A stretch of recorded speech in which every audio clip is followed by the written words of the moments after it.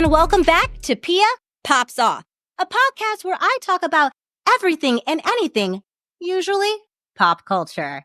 And today we are on episode number 7, and we're popping off with a dear friend of mine. His name is Eric Delgado, a coworker. We literally started our first day of work at our current job 8.5 years ago on the same exact day. So we are work besties. During our breaks, we always literally talk about what we're watching. And I feel like we have like these little mini podcasts for our coworkers during break time, like a limited series, if you will. And so I decided, hey, Eric, why don't you come on the podcast? Because we were going to talk about a documentary that we were watching, which is called The Curious Case of Natalia Grace, the final chapter, which you can find on Peacock. And I said, wait, let's save it for the pod. Let's have you on. So that is who I'm going to be popping off with. And I think that Eric is the perfect person to really help me break down this case because, one, he is a true crime junkie like myself. And also, he just has a really articulate and clear way of speaking. And I think that's going to help. Like, and I'm kind of chaotic. So I think that we're going to be the yin to each other's yang, I guess. That will be who I'm popping off with, what we will be popping off about. But before we get into the episode with Eric, I have a little PIA Pop business. And I just wanted to start off with apologies for episode 6 being uploaded late. It will not happen again. I had a journey that I don't want to burden you on, but it has to do with just not enough storage space on my computer. But I have made a resolution. I had like my computer crashed twice trying to edit episode 6, but it was a masterpiece and we made it work and I got an external hard drive. So we won't have the delay any further. So you can expect to have on time PIA Pops Off on Wednesdays. So again, I apologize for being late. I hate to fall into any stereotypes of my people. And then also, if you're listening to this on audio, can you please do me a little bitty favor and give me a 5-star review and a positive review? And as well as follow, download the podcast, like the podcast, because it just kind of helps with the algorithm of making all of the podcast networks think I'm cool.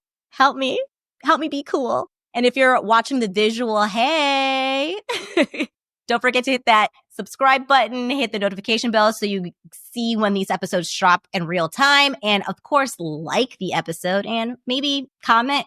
I love to talk to you guys in the comments section. And if you ever have suggestions on anything you'd like me to pop off about, go ahead and email me at piapopcultureguru@gmail.com, as well as for any updates or if you want to see any highlights or anything I'm popping off during the week about that's not long form, you can follow me on my socials, which is PIAJV on all of the platforms. But all that will be in the show details below. I think that's all the PIA Pop business that we have to attend to today, because I know you guys are super curious about the curious case of Natalia Grace, the final chapter. So let's explore with Eric Delgado. Hi, Eric. Hi. So, Eric, I asked you on because we chat so much at work. Sorry for anybody. I introed you in already, but you weren't here. But Eric is my coworker. We actually started Soho House where we work the same exact day, 2016? 2016. Yes. Oh my gosh, that was such a long time ago. I know. We were little babies. Little babies. Yeah. But we still look beautifully young. So that's fine. Yeah, I agree. Eric and I, we both love true crime. And in this, we're recapping the curious case of Natalia Grace, the final chapter. And we both watched the first 2 installments and we would chat about it during our breaks all the time as if we were having mini podcasts and our coworkers would be around. I feel like maybe not begrudgingly listening, but enjoying our quips about the case. Well, first of all, before we get into the actual episode, are you watching any other documentaries right now? Because I would love some recommendations for new ones since we finished this one already. You know, I wish I could say, actually, I did start watching. I didn't know that The Curious Case of Natalia Grace was just the beginning of a whole series of Curious Case shows. Yes. So I actually just started watching the Curious Case ... series, and they had the first episode about Bam Margera and everything that he's been going through. And I found that fascinating. And I think they're releasing like an episode a week right now. Okay. So I don't remember who the topic is for the second one. But So they're just one episodes, or are they like? Yeah, no, that was Okay. it. So like in one episode, they covered everything about Bam. So I guess it's related because they have the same title, but the structure's a bit different. Maybe there was less material compared to Natalia. But I feel like it seems like from watching the documentary, I feel like they have to have like a 4-part or even like a multi-series for her just because of how complex her situation was. And then they seem like they've been filming over the course of like 3 years. I think this sparked a new idea for them. They're just like, we just want to like rapid fire get them out, which I'm actually okay with. Natalia's Curious Case was a lot. It was pretty heavy, and that's not even my lived experience. So no, but we lived a little through watching her on screen. No, absolutely. Speaking of Bam, I have not watched it, but I will be watching it now that you mentioned it. Mm-hmm. Did you ever watch his show on MTV in the early 2000s? A little bit. I wouldn't say I was a religious watcher of the show, but I feel like I saw a few episodes, and I was familiar with Bam from his time on Jackass and from like his appearance in the Tony Hawk Pro Skater game series as a playable character. Okay. So I knew a little, but I did see through watching his show a little of that family dynamic with his parents. I think the gist of it was him just harassing his parents all the time or playing pranks on them. Oh, yeah. I loved that show. I was very into everything that was playing on MTV at the time. And I loved that show because I didn't know who he was outside of Jackass. And I definitely didn't know him as like a skateboarder. But I fell in love with his family through their reality shows. And that's when like reality shows were reality shows, man. Like it were like, yes, there are moments that are scripted in any type of programming, but like you could tell he was really being a menace. Like that was real. Yeah. Yeah. So I think when you watch, because you know the show better than I do, it might hit you a little harder when you watch this Bam Margera. Oh no. A little, yeah. Just because I like I said, I'm a bit more detached to Bam. Like I hadn't watched anything with him, wasn't familiar with him for a while. So watching it was sad, but I think because I don't know, you have fonder memories of like his family than I do just from watching the show more. It might hit a little harder. So just be prepared for that. Oh no. Yeah. Okay. Well, I'm going to watch it because, oh my gosh, I have like dog hair on my lips. Now that's because there is a dog in the home, right? No, there's not. You didn't know that? No, okay. It's like ghost dog. That's the topic of another episode. Ooh, I'm actually going to have Matt from work, Matt Perry on, and because he really wants to watch the Unsolved Mysteries or pick an episode and talk about it. Oh my gosh, I could talk about that as well. He and I, just like you and I talk about Natalia Grace, he and I talk about Unsolved. Oh, you and I talk about Unsolved Mysteries. Remember, this is how, so before I started PIA Pops Off, my original podcast idea last year was to do a whole podcast called Solved Mysteries, which I'm not saying that I'm not going to do because I still have like the artwork that I made and I do love the premise of it, but it was supposed to be me recapping old episodes, like the original old Solved Mysteries, not old Solved, Unsolved Mysteries from like the 90s, not the reboot on Netflix, and then doing updates because the site for the original Unsolved Mysteries is still up and they still do update the unsolved mysteries that are solved. Yeah. So that's why it was going to be called Solved Mysteries. That proved to be, I just don't think that felt like more investigative reporting. And I was like, not sure if I was equipped to doing it. So I kind of put a pin in that. But now doing this podcast, I'm feeling like that might happen in the future. I don't know. Maybe I'll have to have like you and Matt co-host with me so I can have someone to do theories with. We can go to town on that. We'll all be little armchair detectives. I like a little detective crew. I like that. Oh my God. Can you imagine? I can. We can all get those like detective hats and little magnifying glasses. Yes. And maybe very much like pipes. Where in the World is Carmen Sandiego vibes. Yes. Yeah. I feel like Matt will really make us wear it and go out and solve crimes. I could see him like going all the way with it. He would. Yeah. No, he'll make us commit fully. So I will check out the continuation of the what's it called? The Curious Case, I guess, series. And have you watched anything else, or what are you currently watching? Doesn't have to be documentaries. I just finished the second season of Squid Game on Netflix. Shoot, I need to start that. The second season or the series itself? The second season. I watched the first season, and I think I've been putting it off because when I watched the first season, because you know how I am, like I'll get like crazy, like down a rabbit hole with things. And I just sat and did nothing else but watch it, like did not take breaks. And I just don't know if I can commit to that, because once I start something, like I need to know how it ends, especially how Netflix has it. It's like all there. Yeah. Well, it's funny you mentioned that, because I had never in my life watched like a whole season of a show in one continuous binge. Really? Really. I had enough discipline to stop after 2 or 3 before the. I feel like you're attacking me. No, I'm not. But hold on. There's a reason why I'm mentioning these details. But I historically have always had the discipline to stop myself before getting the little notification from Netflix of like, are you still watching? Are you sure? Are you okay? Maybe you should be doing something else. And but for whatever reason, and I think maybe I had a little too much caffeine. I never consumed caffeine, but I had some caffeinated soda before watching. I started Squid Game season 2, and I think it's 7 episodes. I just sat there and watched 7 hours straight until it was done, until it said there's no more episodes to come later in 2025. I didn't even get up to use the bathroom. I don't think I blinked. Is that why you got Dylan to cover your shift last night? No, that's not related. Not related at all. This was last week. Thank you very much. My shift was covered for a much different reason, which I will not disclose right now. Oh, don't. Okay. Secret. That's right. Got to have secrets in life. Keeps it interesting.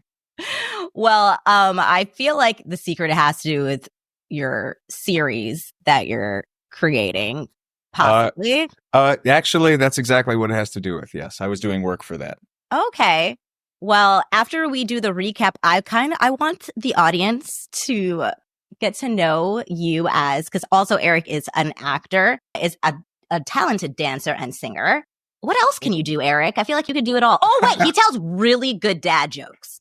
Yeah, that's probably the talent that I share with the world the most, at least in my immediate surroundings. You know, on camera, people see me playing different roles and stuff, or singing and dancing, as you mentioned. But yeah, for as long as I can remember, I've had this sort of affinity for puns, dad jokes, really just anytime I hear things said around me, my mind is always thinking about how I can spin it into a joke. And yeah.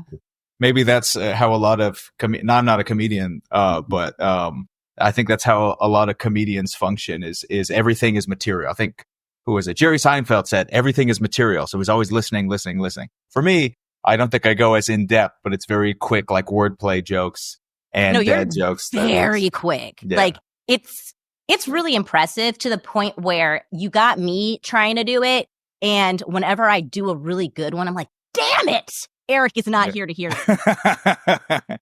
And I'm always literally, those are the things that really bring a tear to my eye. Because I don't think I could ever be more proud than hearing someone close to me coming up with a dad joke or a pun on their own. And it's really special when I'm there to witness it. But even when I'm not, just to have people reach out and say, like, the other night I came up with the greatest pun and I thought of you. It just, it really shows that in some small way I'm having a positive impact on the world. It's like if I leave this world with anything, it's the joy of puns shared with as many people as possible. Eric is changing the world one pun at a time. One pun at a time. That's right. I had like I said, Eric and I work together as servers at a members only club, Soho House. And a couple of years ago, because this is a thing, like people don't understand about serving. It is not just, writing down the order, putting it in the computer and making sure that they get it and then closing them out, paying the bill, right? It's a whole kind of entertainment, and you have to gauge what kind of entertainment everybody wants. And I had a table a few years ago or a couple years ago where they were looking for like a full show, like these two guys. Like, and typically that kind of would annoy me, and it's like the demanding of me to perform, but they were doing it in just like the right way where it didn't feel like they were like, now perform for me. Like, it was like I was in on it, and it was very much consensual. And consent is important. Consent is important, people. And they were like, okay, tell me a joke. And I am not a comedian. I'm an actor, and I think that I can be funny, but I say that I'm conversationally funny with a little bit of physical humor sometimes added in there. Mm-hmm. And I'm not a person, like, I don't think I could ever do stand-up because if I do something funny, or if I do say something funny, and I try to retell it to somebody like how it went, it never lands again. I can only do it one time, and it's never going to be the same. It's just done. If you missed it, you missed it. So I'm not going to be able to tell you like a knock joke or like a funny joke. I'm not your girl. And I was like, guys, I can't tell a joke. But I was like, but can I phone a friend? And they were like, what do you mean? I was like, I have a coworker that is currently working in this room that just has an arsenal full of jokes. I just know he does. Can I bring him over, and can he be my surrogate joke teller? And they said, hell yeah. So I go over to you, interrupt you from a table, and say, can you come up with a fun joke to tell my table? And without missing a beat, you did. And I can't remember what the joke is. Do you remember what the joke was? You know, I do. I do remember what the joke was. Okay, thank God. I was like, should I have I should have prepped you to, glad you remembered. And I'll preface by saying a lot of my jokes are very appropriate for any occasion. This joke might be a little inappropriate for some, but I think it's okay enough, and know that it's coming from a place of like, silly humor, but it's one I had actually learned from Instagram. I'm not going to take credit that I came up with the joke, but it was just plagiarize this joke.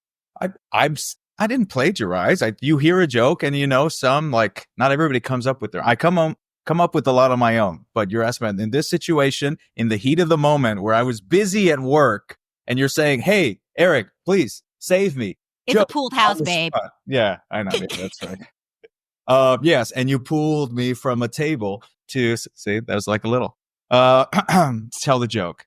But I went up to the table, and they were like, "Hey, we hear you had a dad joke for us." And I'm like, "Oh, yes, of course." And so I just asked them, "Well, what is a kidnapper's favorite shoe?" And they were like, "What?" And I said, "White Vans."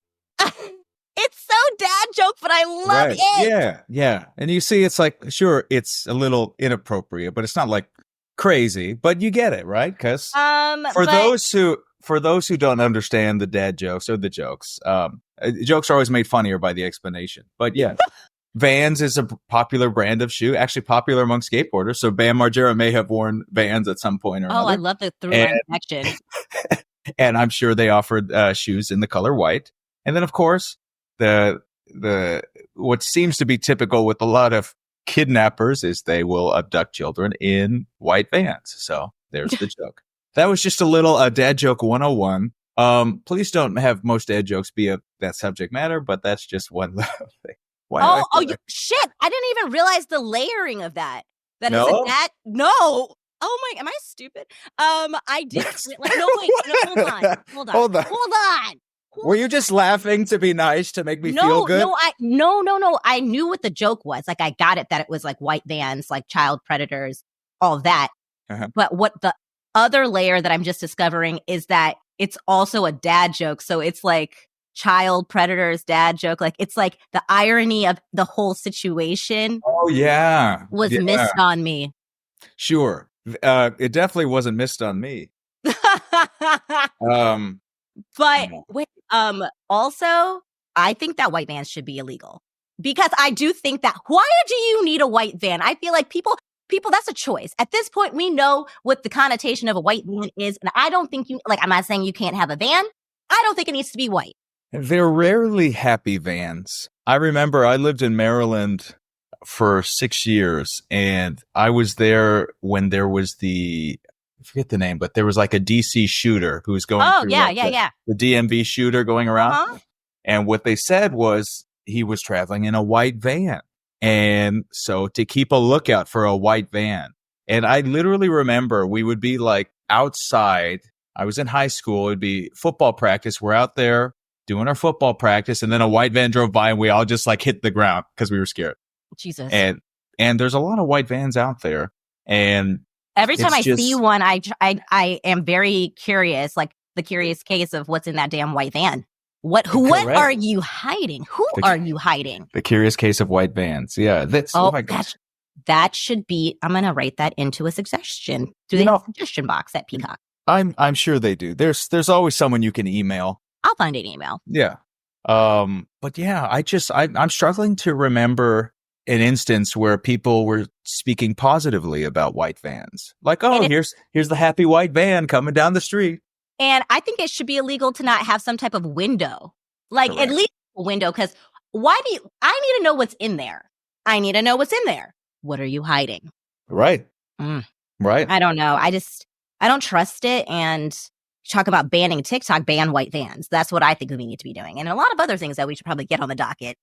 Yeah. There are probably more important things to ban first. Yeah. But if we're going to waste all this time trying to ban TikTok, like, no, I think we could, let's shift focus to white vans and allow that to create a domino effect to more important things could be banned. And it's like, it might be like a little drop in the bucket of the problem of like trafficking, but it's going to make it harder. It's going to make it harder. That's right. You can't fit a bunch of people in like or PT Cruiser. PT Cruiser. I don't know. This is, I did not expect us to get into the topic of human and child trafficking during this podcast. Why not? I'm sorry. Maybe I missed the fine print when I looked over this podcast, but this is okay. Maybe this is a typical thing that comes up. Good to know. Yes. Come on. You're talking to me. No. Does that even sound like I don't know. I try to work in true crime anywhere I can. That's true. Yeah. We were talking about Bam Margera, and I don't know how I got to white. Oh, I know how we got there. I was going to say, it was pretty clear. Okay. It was a punchline. It was got a punchline. us here. But everything we are doing is in the name of justice.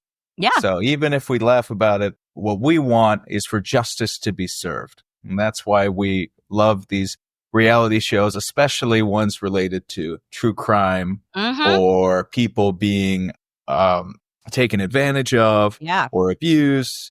It's important to us that these victims receive the justice they deserve. Absolutely. I remember when we were even watching last year, Quiet on Set, the Dark Side of Kids TV. Oh my God. Yeah. That one, we were really we were in that one. Like we tried, Eric and I, we wanted to finish because they did a bonus thing after the series was done, remember? Mm-hmm. And they came out, which was like honestly just a fluff piece, which I was kind of annoyed with. Like I was like, this is what you called me back here for. But Eric and I found out it was a bonus episode after the series wrapped. And so we were like, wouldn't it be fun if after our long 8-hour shift, which we get off at work at like 1 a.m. sometimes, we go home, get a snack, like we don't live together. Sorry. I made it seem like go home together, go to our separate homes. Separate homes.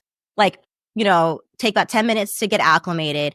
We'll call each other and we'll watch it together that way. And someone left someone hanging. I think I showed up. I think I fell asleep. No, you didn't. You didn't show up. You called me and said, I'm going to take a shower, then I'll call you back. And no call happened. Right. No show. It was a no call, no show. I feel like I have a memory of me sitting down to watch with you. You fell asleep, Eric. So maybe I fell asleep and then dreamed that I was watching it with you. Okay. And then the next day you're just like, no, you didn't watch it with me. You slept.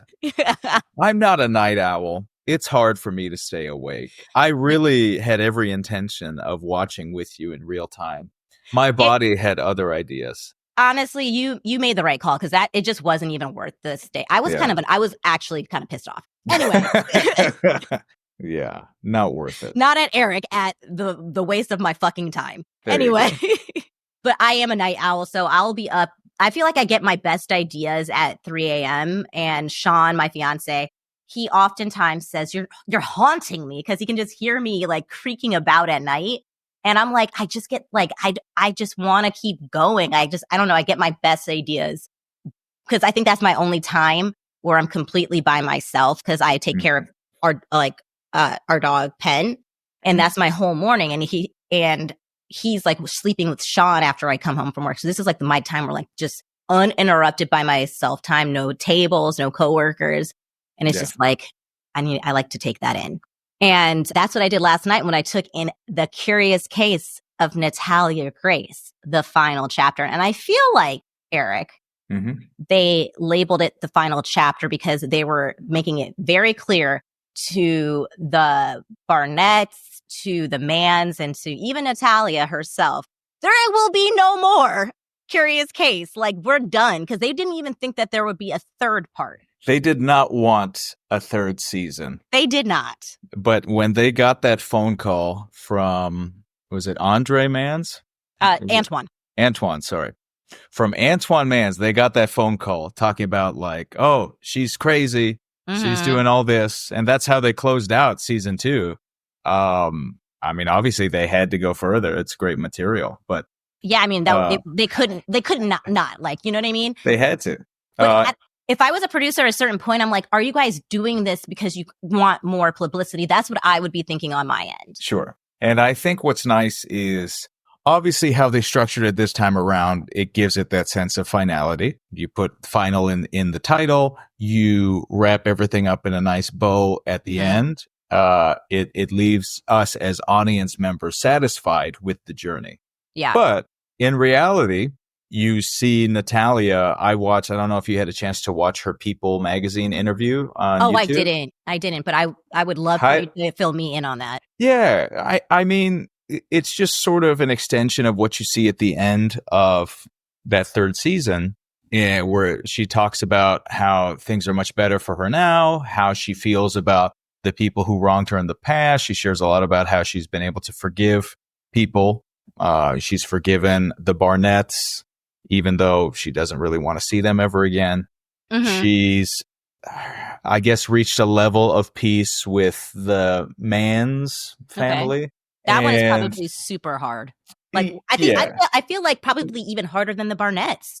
Well, in a way. The thing is, for her, I feel like the Mans, as twisted as that home environment was, that was the first time she felt like she had people who she could really call mom and dad. Yeah. And she was with them for quite some time. Yeah, like 10, 14 years or something. Something like that. And that's why when you saw in season 3, the DePauls saving her, they went to save her. They literally flew down and drove up outside a church and grabbed Natalia and took her back to upstate New York. She was right away still texting. Why am I not remembering? It's Andre and okay, Olivia Mans. Antoine, damn it, and Olivia. What the fuck? Cynthia.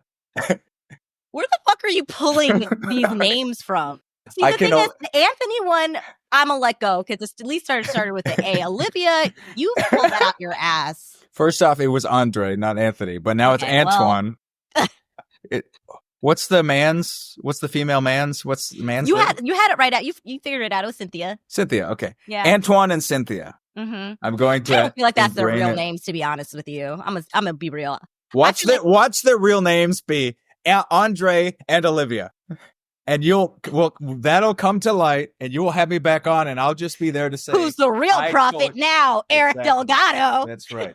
Yes, come to the Church of Eric Delgado. I see the future. But before we get into the recap too far, I do want to quickly say big trigger warning.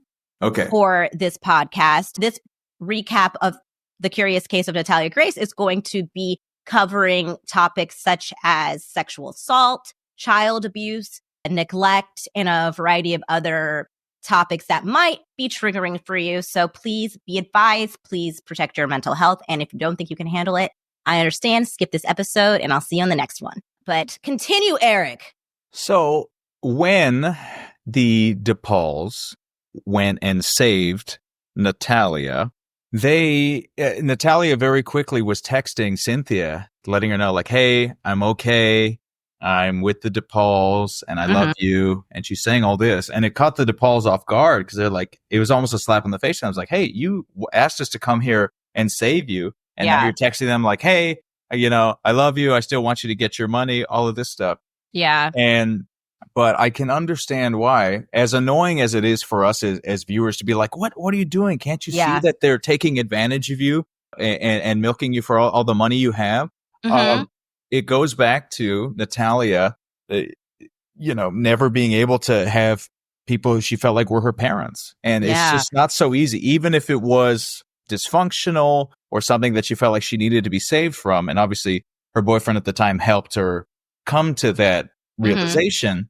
She still wants to feel like that time with them meant something. So she can't just be like, you know what? Now that I'm free of them, I'm not going to acknowledge Antoine or Cynthia as my parents. I feel like we can refer to them by their real names, Andre and Olivia. No.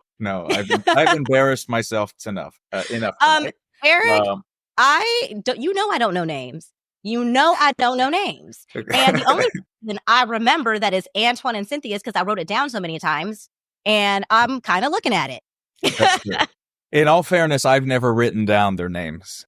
Maybe that's where the disconnect is in my brain. But yeah, so it's unfortunate because they profited so much off of her. Yeah. With obviously with the money that they received from the government for being her parents, from money that she received from appearances. I think she got a big check from the Dr. Phil show. Yeah, I think they said $300,000. Right. And that's a fucking big check. And we find this out later. Like anytime anybody gets anything like from a show or a gift, my first thing to think about is the fact that you're going to pay hella taxes on that shit. And that's going to be a very big part of this, or the final puzzle piece, I would say, for the Curious Case of Natalia Grace. Well, yeah, I mean, I think they showed it in a couple of the episodes of this last season where the DePauls are trying to explain to her, and which is great. There's a lot of wonderful things about the DePaul family. But one of them in this instance was that they understood finances. Yes. And the tax implications of everything. So for the first time in Natalia's life, I believe she was hearing like, because these things are happening with your finances, that's going to lead to this. And that is a huge problem that we want to help save you from or help manage you through. And she had never really gotten any sort of financial advice, financial counseling in that way. And it was really telling with what they showed on the series of once she's starting to talk about the financial issues with the Manses, that's when they get real triggered and say like, no. But we know as viewers, but I guess we're speculating because we weren't there, but based on the data provided, if you look at the numbers, they took advantage of her financially. They were able to buy that trailer with money. Okay, that pissed me off. And not just, I'm going to sound horrible for saying this because it's not pissing me off for the reasons why it should piss me off. I mean, that's underlined there. But you mean to tell me you got all of Natalia's money, which is $300,000 at minimum, plus whatever the hell else the government is sending you, right? And you go to motherfucking Tennessee and buy a fucking trailer? Do you know what you can get? You can buy a house with $300,000 in a lot of nice places. Like, I'm from Michigan. You can buy a nice ass house in a very nice neighborhood or like a mini mansion for $300,000. This is what if you're going to steal people's money, like at least do it like where it's worth it. Right. Like you're gonna spend live the money like wisely. you're gonna live like you're still fucking poor. Like this is no offense to anybody that lives in a trailer. I'm not. I really am truly not like judging you off of that. But I will absolutely judge them for not like. I was looking at their clothes. I was looking at the way they put themselves together. I'm like, all that money. And you look and you're just presenting yourself like that. That's wild to me. Like, what are you spending this money on? That's crazy. Because I know it's not them kids. No. The conditions that the kids are living in. I mean, like any family that has that amount of children in a small home is struggling, or the kids aren't in the ideal environment. Right. You know, everybody's sharing rooms. Maybe they're sharing beds. You're sharing like one bathroom for the whole family. Yeah. It's rough. And it's just, I don't know. But it's in alignment with how it seems the Manses were, how they tick, how they function. Is like, these are the decisions they're going to make. Like, oh, with all this money, what are we going to do? We're going to buy a nicer trailer or move into it. It's a twisted logic that they function with. No, absolutely. And that's what like pisses me off about the whole thing. It's like they're con artists. And I guess in a way it does make me happy that they're not that great at being con artists. Like at a certain point, you're like, you know what you're doing, right?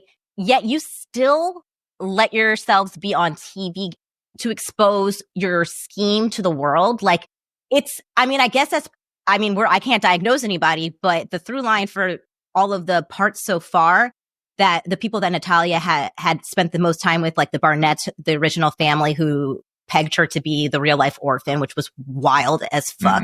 And then Natalia ending up with the Mans, and we kind of really start seeing who the fuck they are in the second part. And by the way, pegged them from the beginning in that second part. I wanted it to not be that for her. Right. But I was always suspicious of them from the fucking jump. Right. Like, because you just hear all those stories of people, like, because you know that she's getting, it would be different if they took her in and she had no like money coming in, and I could be like, okay, that's the kindness of your heart. But the fact, you know, that they come with a large check, and I watch a lot of Law and Order SVU, so I was already like fucking doing it for the money. Right. They sounded like fast talkers. But I just feel like I feel like they're both of the Barnetts and the Mans are like narcissists. And because they're like, in my opinion, I don't know, I'm just, that's what it seems like to me. And that makes them have an Achilles heel of exposing their schemes, because they like the attention so much, and they think that they're smarter than everybody, and that they're playing it up so well that no one's going to see through them. And unfortunately, that's because they're surrounding themselves with people that have all this trauma, so they wouldn't pick up on stuff. But we don't have necessarily those traumas, so we're like, bitch, you a scammer. Yeah. No, I mean, it's very telling, in alignment with what you just said, that at the end of season 2, they had this big issue with Natalia. And instead of calling a counseling service, a therapist, a family assistance, whatever services are out there, they just call the producers of a TV show. Yeah. Right? Hey, Natalia's like this. She's the demon. She's all this, et cetera, et cetera. And they're making this phone call to the producers.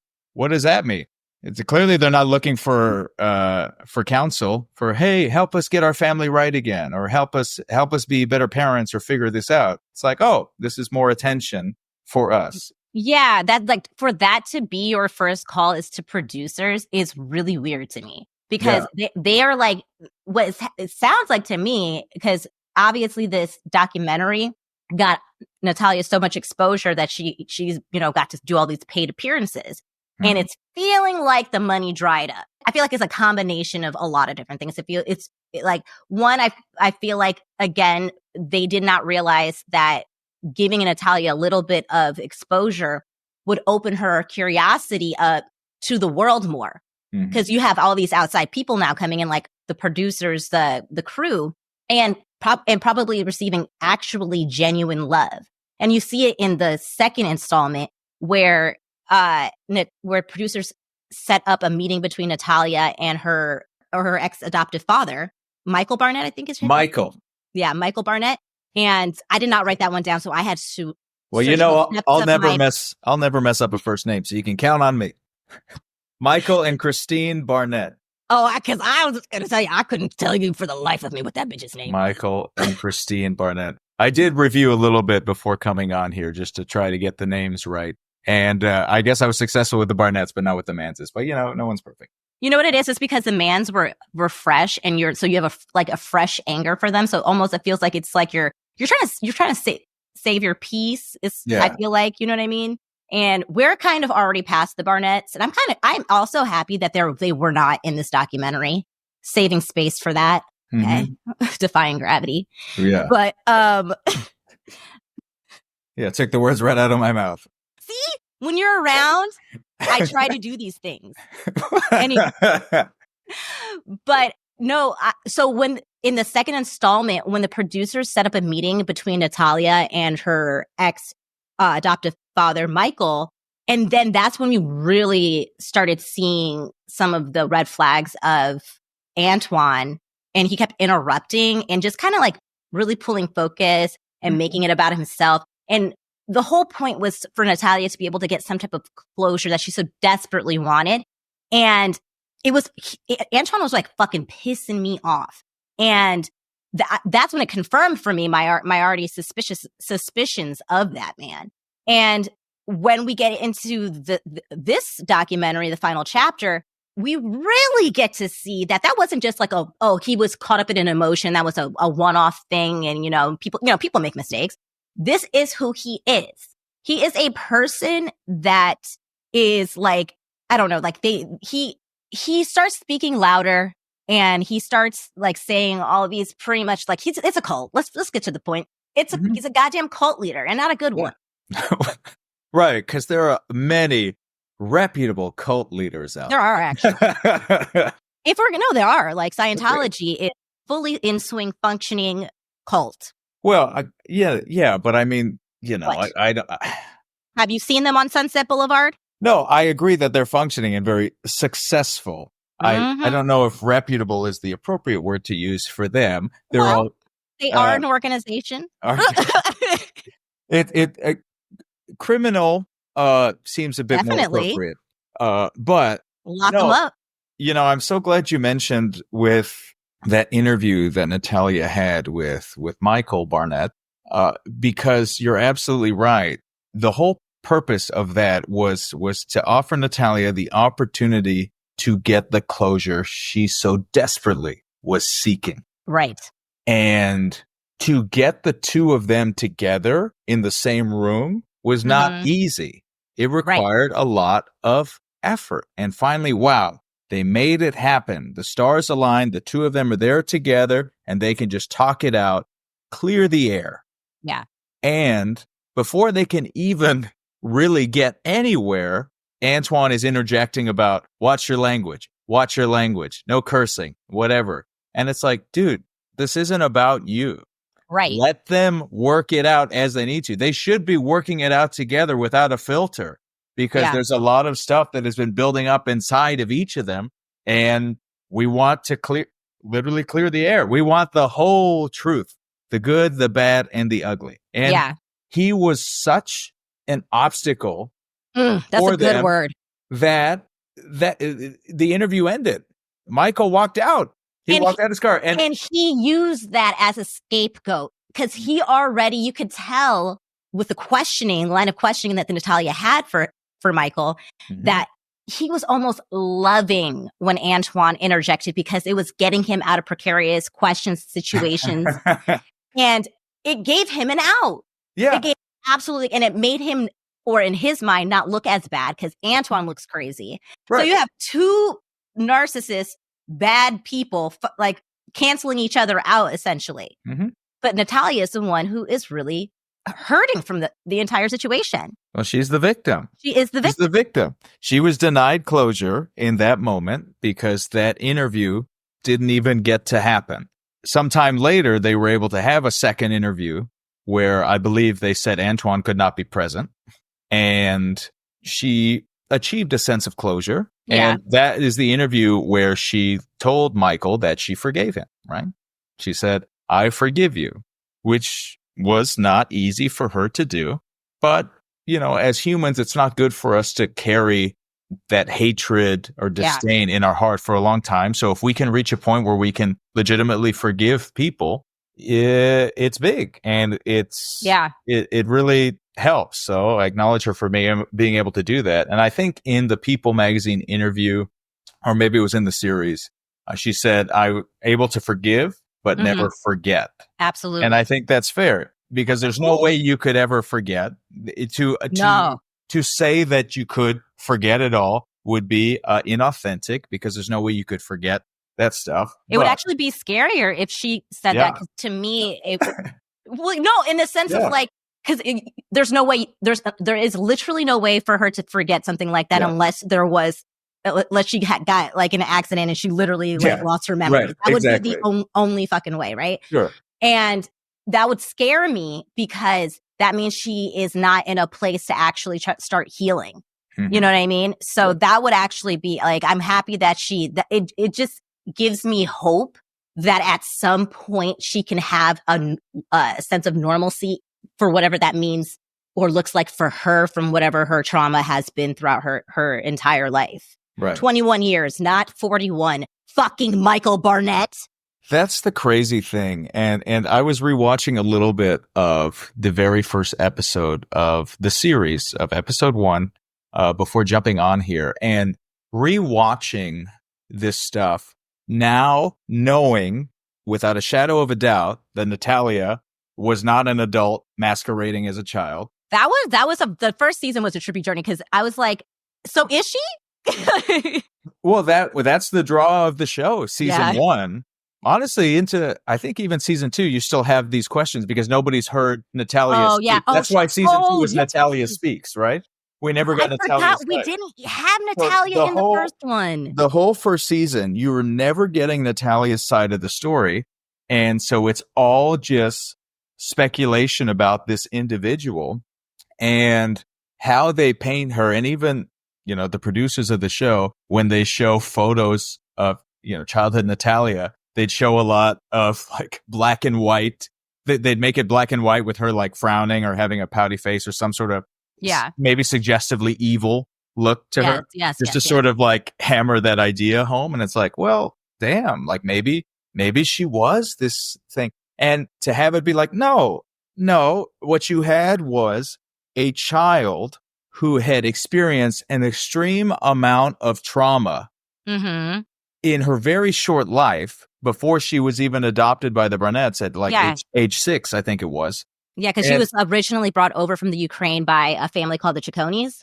Yeah. I only remember because our sister company for Soho House is Chicconis. That's right. West Hollywood. So that's really what ties us to this whole story. Yes. Is that restaurant.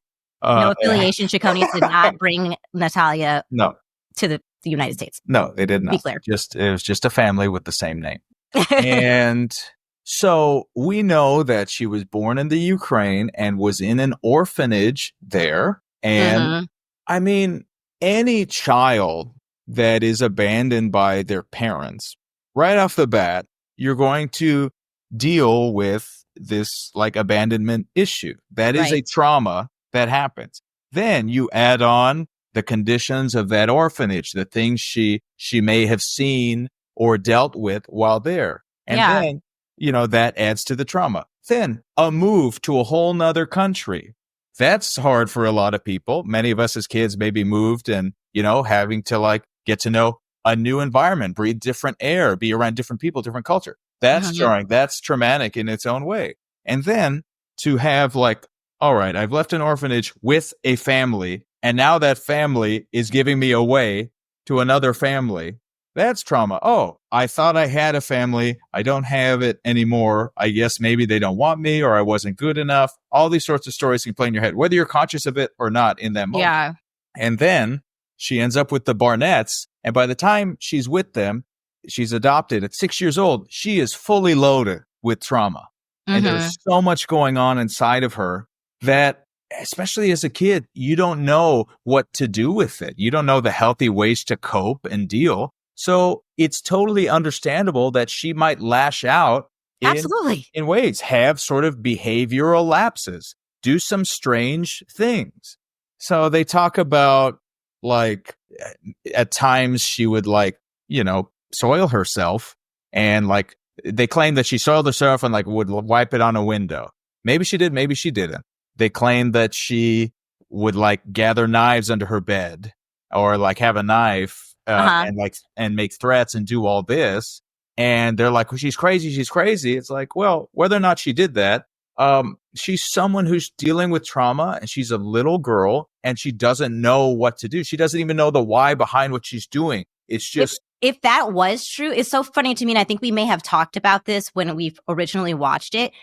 My immediate thing, because I never trusted Michael Barnett, I was still unsure if what we were dealing with was just two con artists meeting. I wasn't sure if Natalia was a child or not, just because of the very creative way the producers, like you mentioned, painted the first season. That was purposeful, red herring. But my first instinct was she was protecting herself. It wasn't to inflict harm on them. It was to, like, I took that as she feels unsafe, and this is a way in which she's like trying to protect herself. She's a small person. She's a child, and children are already small. And on top of that, she has dwarfism. If I was her too, what other option? I would be doing that as well. Yeah. Hiding a knife? Yes, I would. If I felt unsafe in that home. It's so true as well. I'm glad you mentioned. Yeah, of course, her physical disability, her dwarfism, which is already it's not just dwarfism. It's a very, very rare form of dwarfism that has a lot of complications. And when you have a condition like that, that's so rare, so specific, it's already going to be a challenge for any family to work through or deal with. And when you have a family that doesn't understand that world at all of dwarfism disability, it further creates that distance, that disconnect, to where the Barnetts could just never reach a point of truly understanding this person and their needs and what was wrong with them. And, maybe they did make some reasonable efforts according to season 1. Like they saw a few therapists, but they were really overcome with this idea that she was evil and didn't just see her for as she was. They didn't recognize what she might need. And for most of her life, she never really got that attention from people who understood in any way her experience until she was with the DePauls. Yeah. Because the DePauls are a family of little people. Of people who have dwarfism. So they've lived with that their whole lives. They understand what is needed to be able to function. That's why what you see in this latest season, I don't remember what Mrs. DePaul's name was, first name. Nicole. Thank you. Nicole DePaul talked about Natalia requiring surgery. She said she should have had this surgery such a long time ago. And it's not something that's just like, oh, well. For vanity? For vanity. It's like an elective surgery. You just do it. No, like it is a medical necessity to elongate her life, to give her better quality of life, all of these things. But she's the only person throughout Natalia's whole life who has said something like that, because she knows, she understands what it is to live with dwarfism. And you can only imagine how different Natalia's life would have been had, at 6 years old, instead of going to the Barnetts, she ends up with the DePauls. Right. And so she's at 6 years old. Sure, she's going to still have her traumas, but she is surrounded by people who look like her, who understand what she's going through physically, and they genuinely cared about her. They definitely didn't need her for money or anything. I don't know family's comfortable, well off. They literally have a home designed to accommodate the needs of people with those physical disabilities. Yeah. That would have been such a nurturing environment for her to help her deal with the traumas. They could have sort of taken things, I think, much more in stride, met her where she was at, understood on a deeper level what sort of therapies, physical and mental and emotional, she might need. Yeah. And just help mold her into a an adult that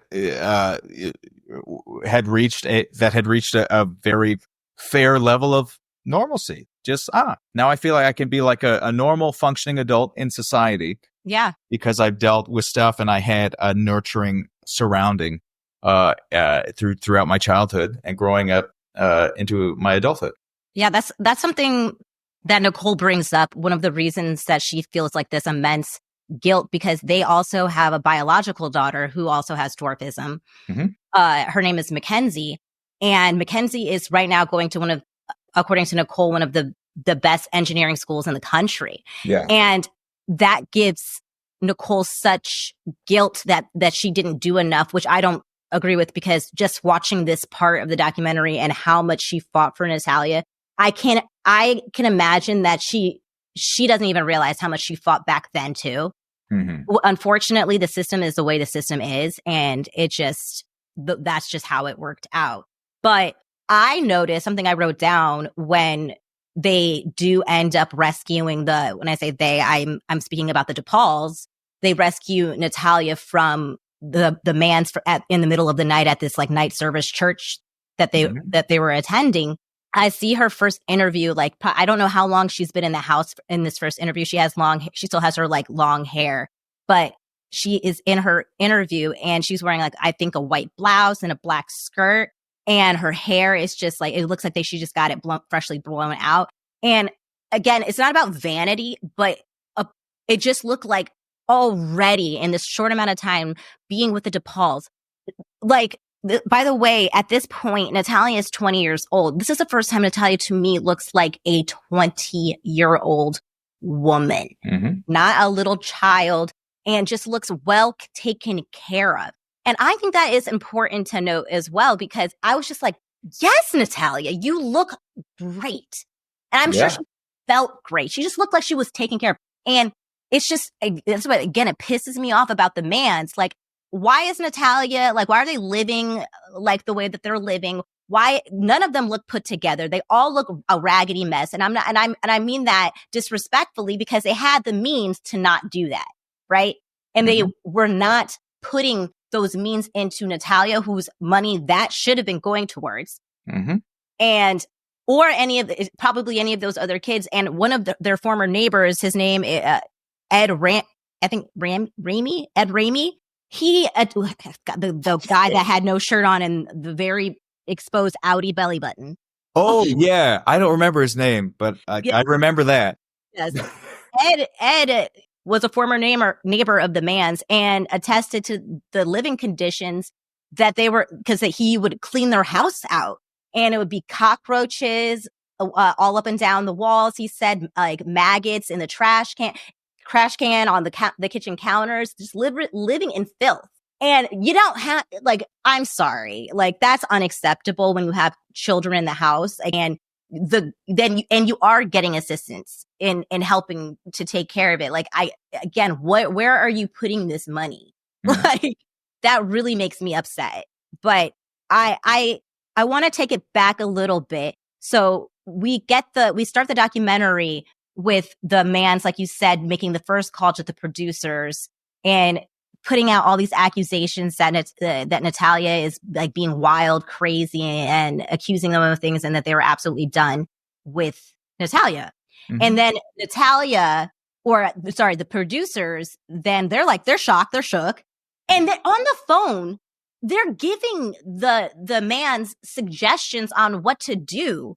And like they bring up the DePauls, which pisses them off. They bring up, and then the Mans are saying, "We'll put her up. We would rather put her up in an apartment," which is how they found her in the first place, because that's what the Barnetts did. Like she cannot live on her own, or like at least if she is living on her own, it needs to be set up for her needs, because they're very specific. It's dangerous for her to be alone otherwise. Yeah, and that was like the first peek into like you say that this is your child, that you love her so much, and all of a sudden you're just throwing her away. It feels like just throwing her away because of what we don't really know. And the producers hop on a plane. It feels like almost immediately. And they said, let's fucking go. By the time they touch down in Tennessee, the Mans have changed their mind. They're Yeah. singing a different fucking tune. Yeah. That's weird. That's suspicious. And so they're like, I feel like I don't know. I felt like the man was trying to get out of the producers coming to like check in, but they knew that they couldn't. And so they end up having that sit down with Antoine, Cynthia, and Natalia and the producers. And what was your overall impression about that sit down? For me, it seemed that they had a chat with Natalia ahead of time and had really coached her on what to say to the producers asking this. Right. Be like, hey, listen, so we called them because we had this disagreement about stuff. In the heat of the moment, we made this phone call and now they're going to come here. But we love you, right? Like, and we just all had this crazy reaction to what was going on, but we're fine, right? Look at all these nice things. We do this, and everything's good. And don't you agree, Natalia? Yeah, okay, sure. Yeah. So when they ask us how things are going, we know we're fine. We know that we as a family unit can overcome anything. There's nothing but love in this family. Yeah. And so what exactly? They have that interview and it is a complete 180 from that phone call that they had received. And it was such an aggressive phone call too. So for the tune to be changed so quickly is alarming. It's manufactured. It is not an organic progression. Right. You can't just naturally flip like that. There had to be some sort of manipulation in there. It's like, nope, we can't have this. So we're going to make sure when they come and ask us questions, this is what we're going to say. It was all a big misunderstanding and everything's fine.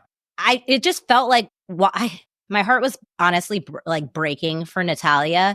Watching her sit in between, also power move, having her sit in between them. It is sandwiching her so she could feel the energy of both of these sadistic bitches. Holding her hands. Oh, thank you. I wrote that down, Eric.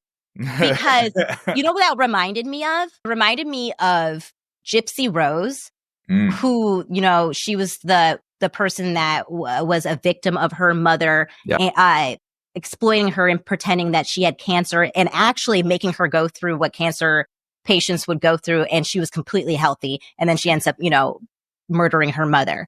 And Gypsy said for the long con, according to her, that her mom was running and a way in which to keep Gypsy in line and on track when they were in public doing interviews and stuff like that. Oftentimes, Gypsy's mom would hold her hand in interviews, and they show like clips of this in documentaries that I've watched on Gypsy Rose. She would hold her hand and she would like squeeze it when she was talking too much. And that's what this reminded me of when Natalia was holding Cynthia's hand. Like you could just see her getting deflated and like almost trying to like sink into the couch and disappear and not upset them. And then you have Antoine holding the other hand. So it was just like to a point where she just was a shell of herself. Like she was so afraid to disagree, and she put all the blame on herself. Right. What else could she say? Exactly. She was literally stuck there. She is handcuffed by their hands, and she's a tiny person. She's got these two adults on either side, and she's just like, okay, well, I better say the right thing, or else, I don't know what'll happen. Exactly. And so then we find out in the interview, because like, kudos to the producers. I really want to say kudos to the producers, because I feel like they could have easily just used this as an easy opportunity just for a third installment. And I feel like oftentimes when it's this type of documentary, they try not to intervene too much because they want to let things play out the way they're going to play out. But I'm happy that it didn't seem that way. It seemed like, especially when it felt like Natalia was absolutely being like manipulated, or like there was something happening that felt like dangerous in that room. They said something in the moment, which obviously triggered the mans, because they call it out. They're like, but remember when we made a suggestion about the DePauls, and they get so agitated, they get so mad about it, and then I know Cynthia's ass starts like fucking rage the producers, like, how dare you bring that up? That's disrespectful. And when people start doing that, like getting like overly angry, it's something you hiding something. Like, why are you so fucking emotional? Like about bringing up somebody's name like that? Why? That's weird. And then also we find out the whole falling out is because they read or they found out that Natalia was talking to, like, so Natalia, first of all, like, again, by the way, Natalia is 20 years old. She is not a child anymore. So the fact that like they're involved in her personal life in what it feels like an invasive way is weird to me.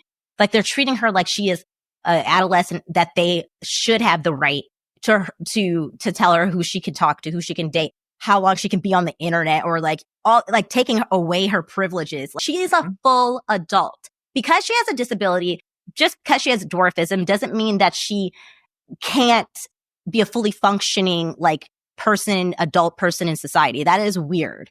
That it's weird that they're it's like the Barnetts wanted to not have any responsibility by making her an adult when she was a child, and it's the Mans are doing the opposite. They're trying to make this adult a child, and it's fucking weird.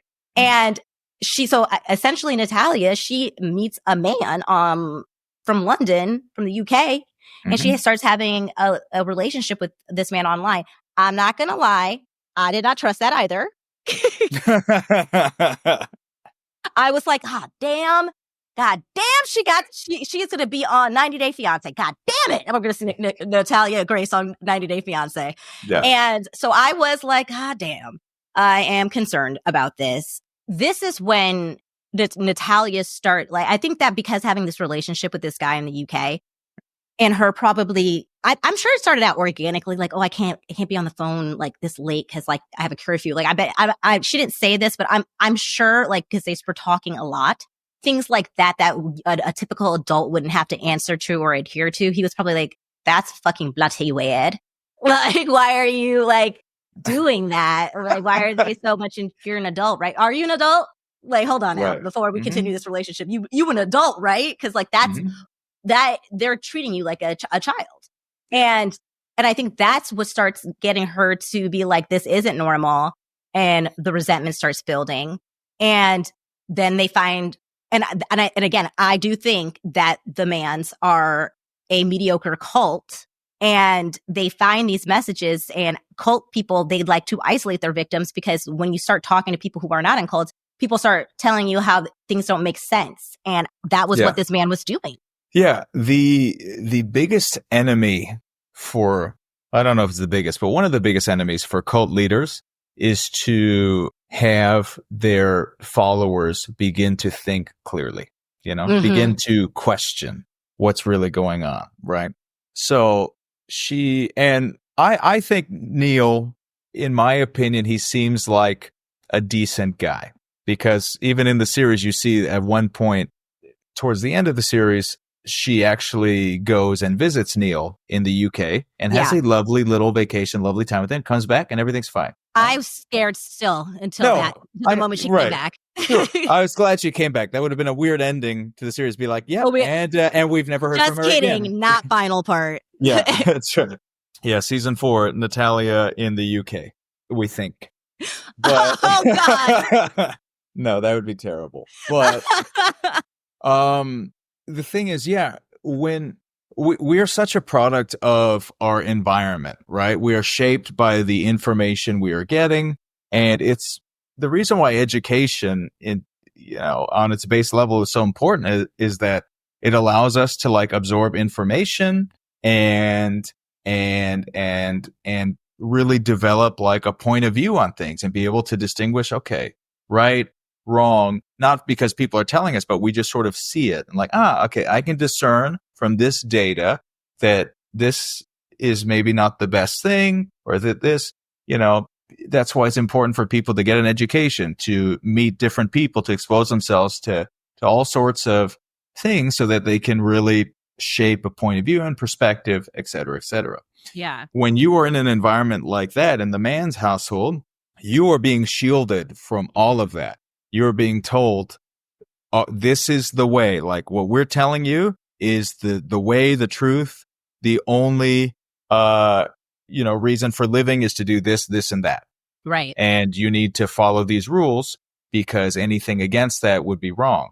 Mm-hmm. So the fact that she got to meet somebody who was definitely far removed from that, not even in our own countries, in the UK. So it's a different perspective, but also is out living in the real world and is able to offer that insight from that outside perspective and offer her that opportunity to start to question, oh, why is it like this? Why am I not allowed to do this? Yeah. Why is it that as an adult, I am still being required to stay in this home, or why do I not have these rights that other people my age have?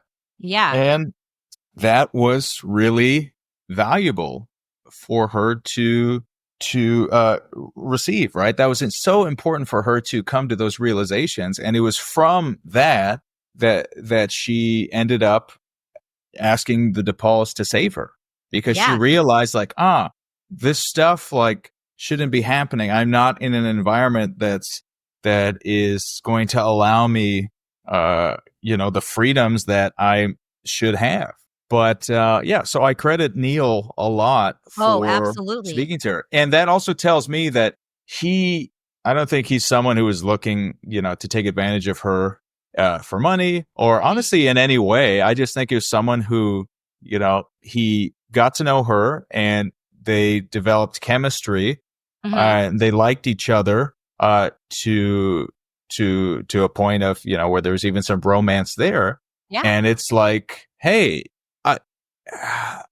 he's not trying to like tell her what to do, but he's just asking questions like, hey, so like, why is it that you have to do this? Like, well, maybe that's not necessarily the right way to go about it. So I think he was definitely a good influence, and I would argue pivotal in her ending up where she is today. Yeah, honestly, if it wasn't for her meeting this man, which I can't even believe, like, it just doesn't, on paper for me, it just sounds alarms like you meet somebody online from another country and you have all this exposure. It does seem like a little bit of possibly a situation where you could be being taken advantage of yet again, because Natalia is just, unfortunately, from the product of her environment, an easy target for emotional manipulation. I'm happy that turned out not to be the case, and how amazing and incredible to add that to her story. Mm-hmm. But I think it was telling the fact that their immediate, the man's immediate reaction was to, again, cut her off from civilization by cutting the internet. Mm-hmm. That's an extreme reaction.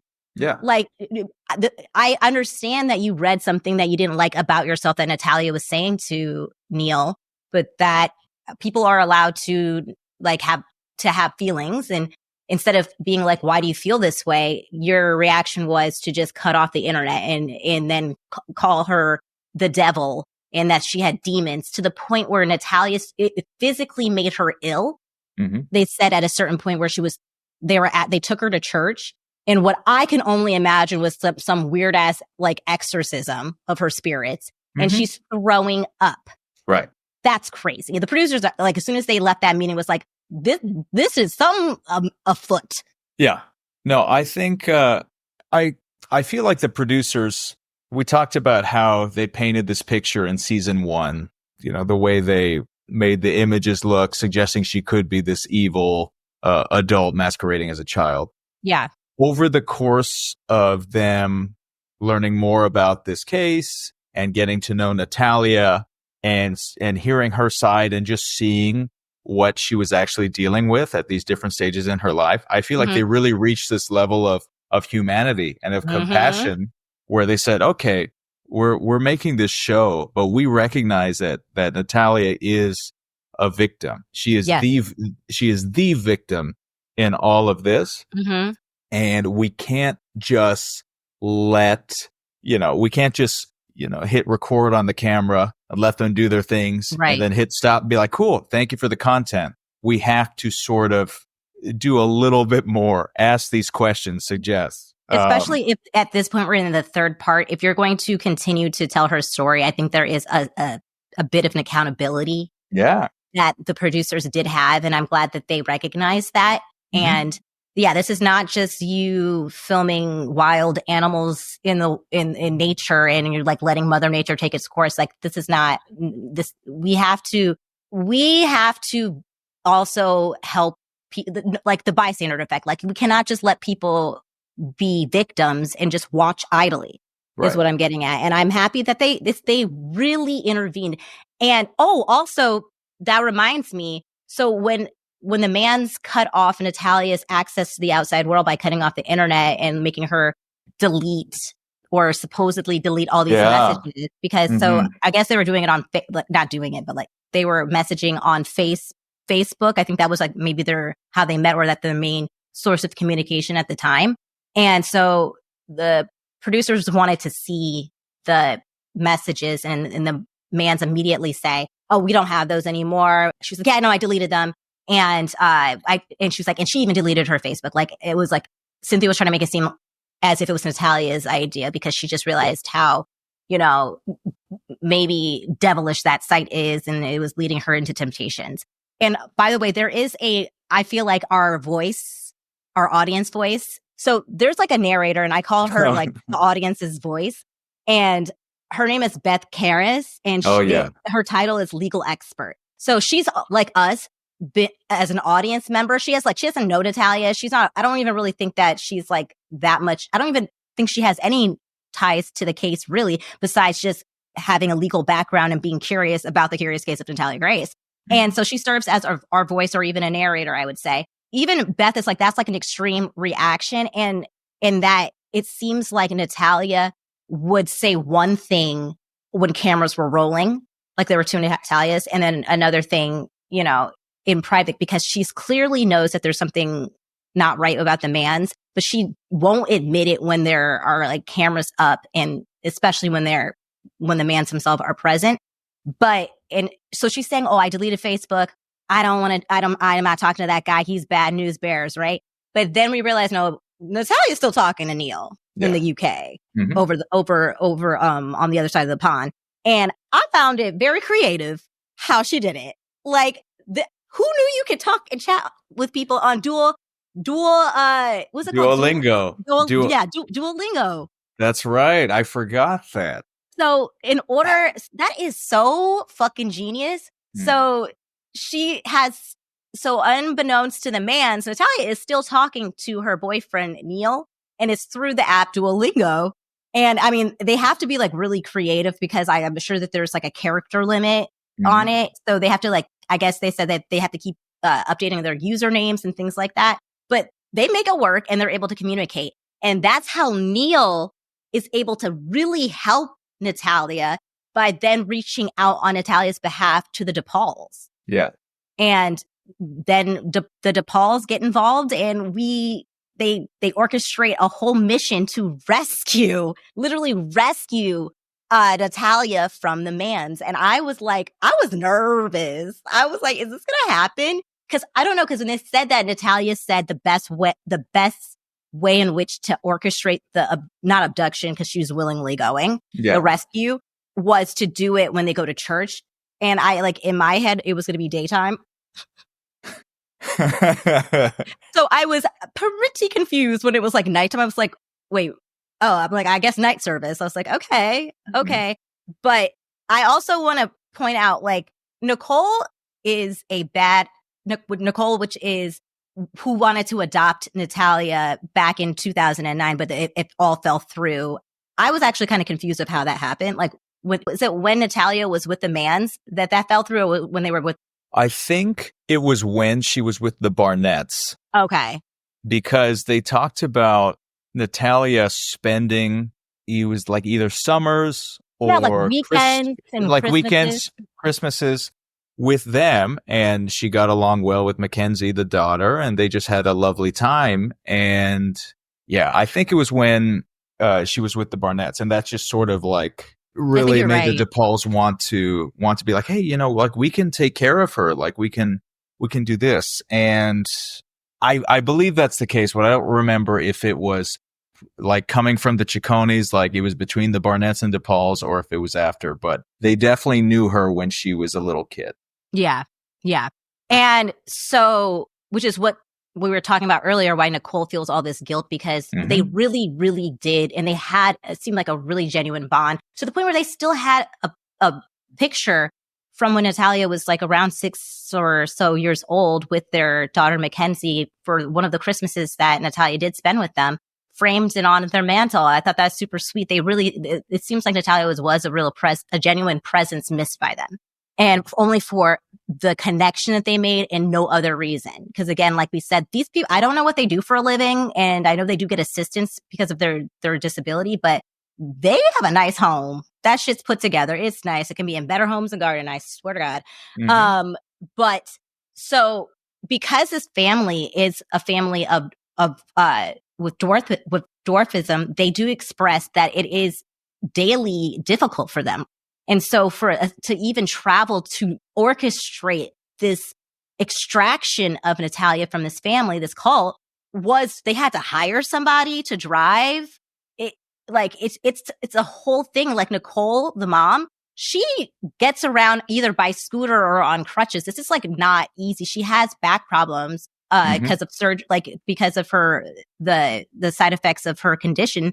So Nicole and Mackenzie, her daughter, they go together. They hire a driver. I think they fly first to get there faster, and then they go to that church.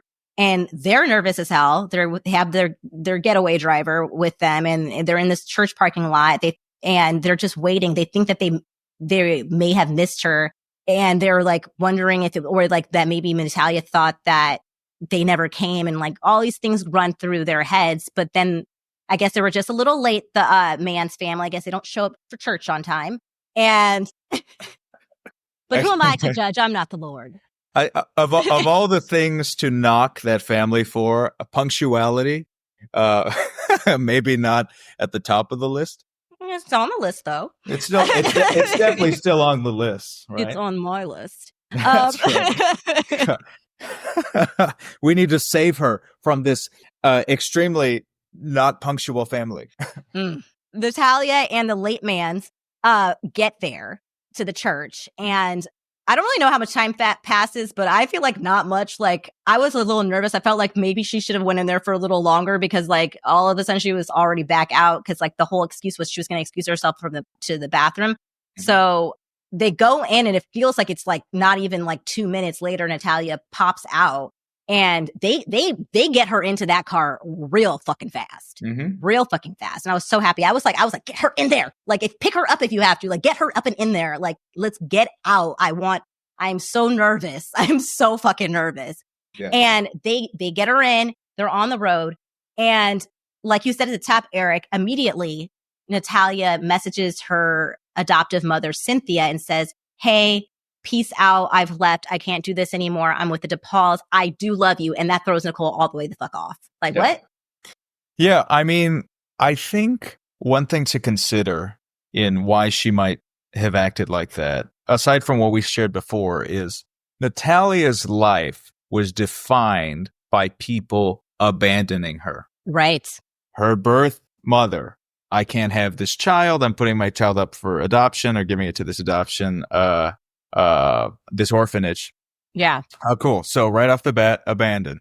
And then she gets adopted by the Chiccones, abandoned by them, given to the Barnetts. The Barnetts have her for, X amount of years.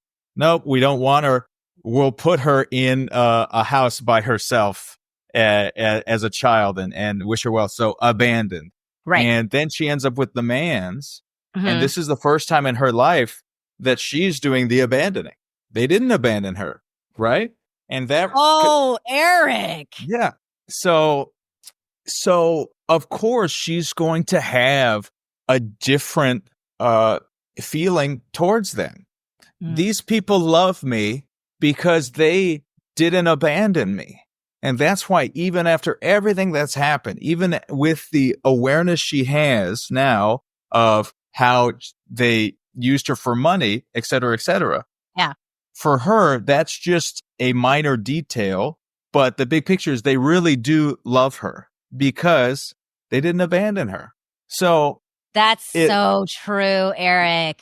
Only people she's ever been with that haven't abandoned her, aside from the DePauls now, who she's currently with. But that's a threshold for pain at this point. Yeah, but I mean, like, if that is all you know, and you finally get some people who don't do that, who actually treat you differently. Yeah.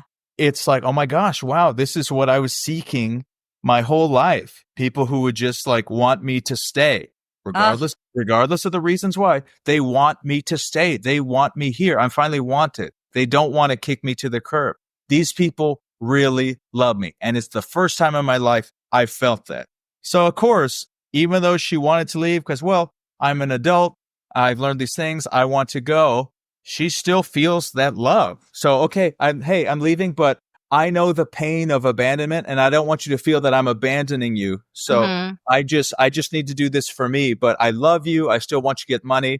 I don't want you to feel the pain that I felt of that abandonment.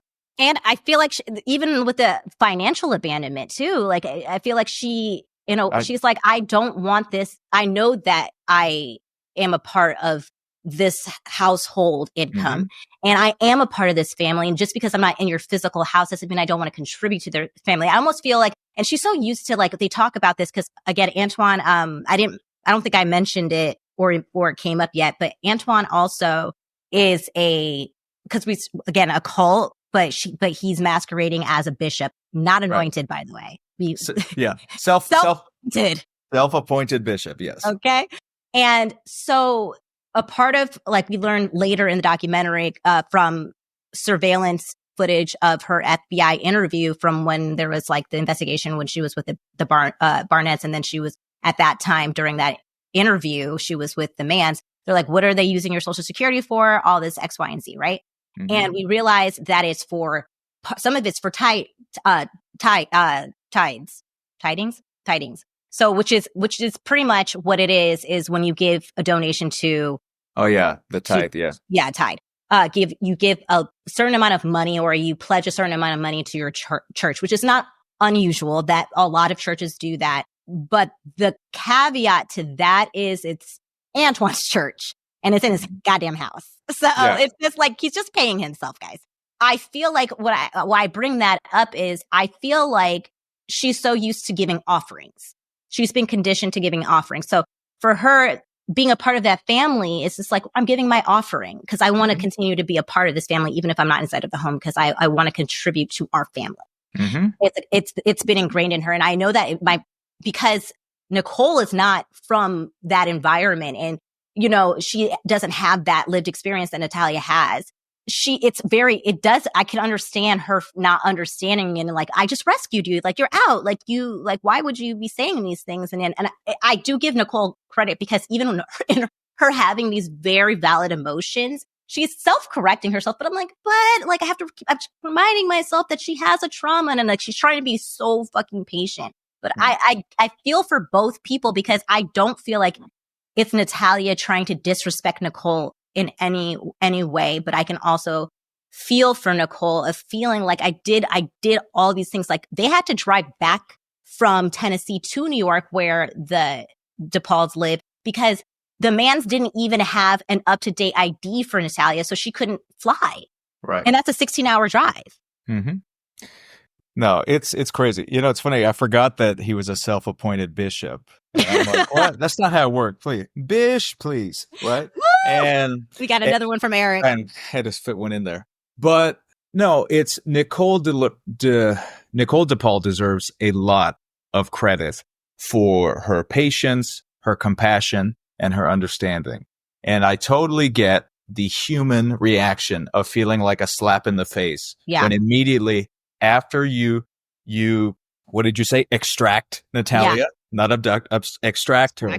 It was, as you said, extremely difficult to orchestrate that whole thing. Any sort of extraction like that would be difficult, but it is magnified by the fact that you are a person with a disability. That you can't do a lot of things. You're relying on this driver and all these other things. So it took a lot, and she didn't even have the blessing of her husband. Her husband did not want her to. We sure didn't talk about that. Yes. Thank you for bringing that up. Her husband, whose name is? Vince. Thank you. I remembered it. I didn't look down at my notes. No, that's fine. Let the record show that Pia did not look at her notes to remember Vince's name. So Vince DePaul was like, hey, we've had this conversation. I understand your desire and here is a noble one, but support it. Like, I'm not on your side here. But she did it anyway. So she's sacrificing so much. There's a lot on the line. And they get Natalia in the van. It's right. I don't think it was a white van, but I don't, they get, it was not a white van. It was a black SUV. It was a black SUV. They get her into that SUV. And within minutes. Not to be confused with SVU. Correct. Well done. Look at you. So proud of you. Had to get one in. So proud of you. And yeah, of course it's going to feel like a slap in the face. But when you consider everything else, what is loaded with how Natalia has been conditioned and by what she knows and the compassion that Natalia has for these people, it's the first time she's really felt like she had a mom and dad. The first time she really felt like people loved her because they never abandoned her and they wanted her there. First time she felt like anybody wanted her there, regardless of the reason, which here is clearly financial.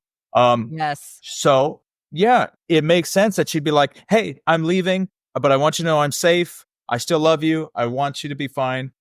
Credit to Nicole for, even though she felt the feels in that moment, she didn't say, you know what, maybe we misunderstood. You can go ahead and get back out.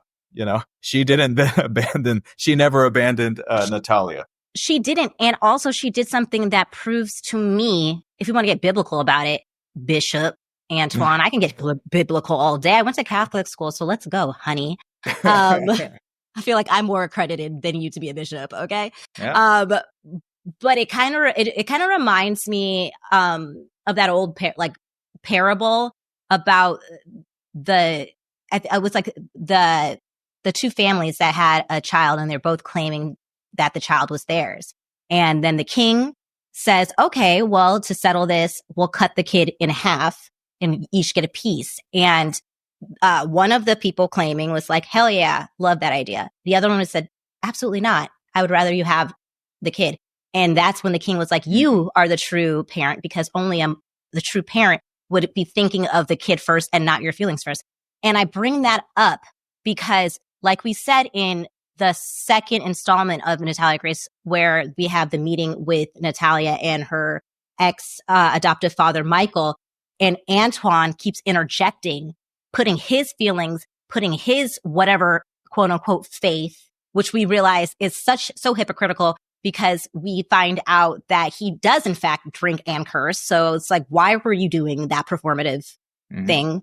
You have Nicole in real time dealing and grappling with these very valid feelings, listening to Natalia's text message to Cynthia saying, I love you. We'll always be a family. Having Cynthia call repeatedly and not putting her like, well, I just did all this for you. Not putting that out there to Natalia in this moment and saving it and holding it in and allowing Natalia to really have to figure out what just happened in this very, very crazy moment. Like she literally just got extracted from a church at night.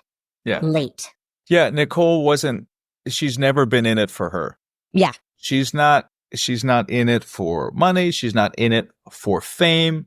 She has always been about helping Natalia. Yeah. What is best for Natalia? So even when it went against what was best for her family.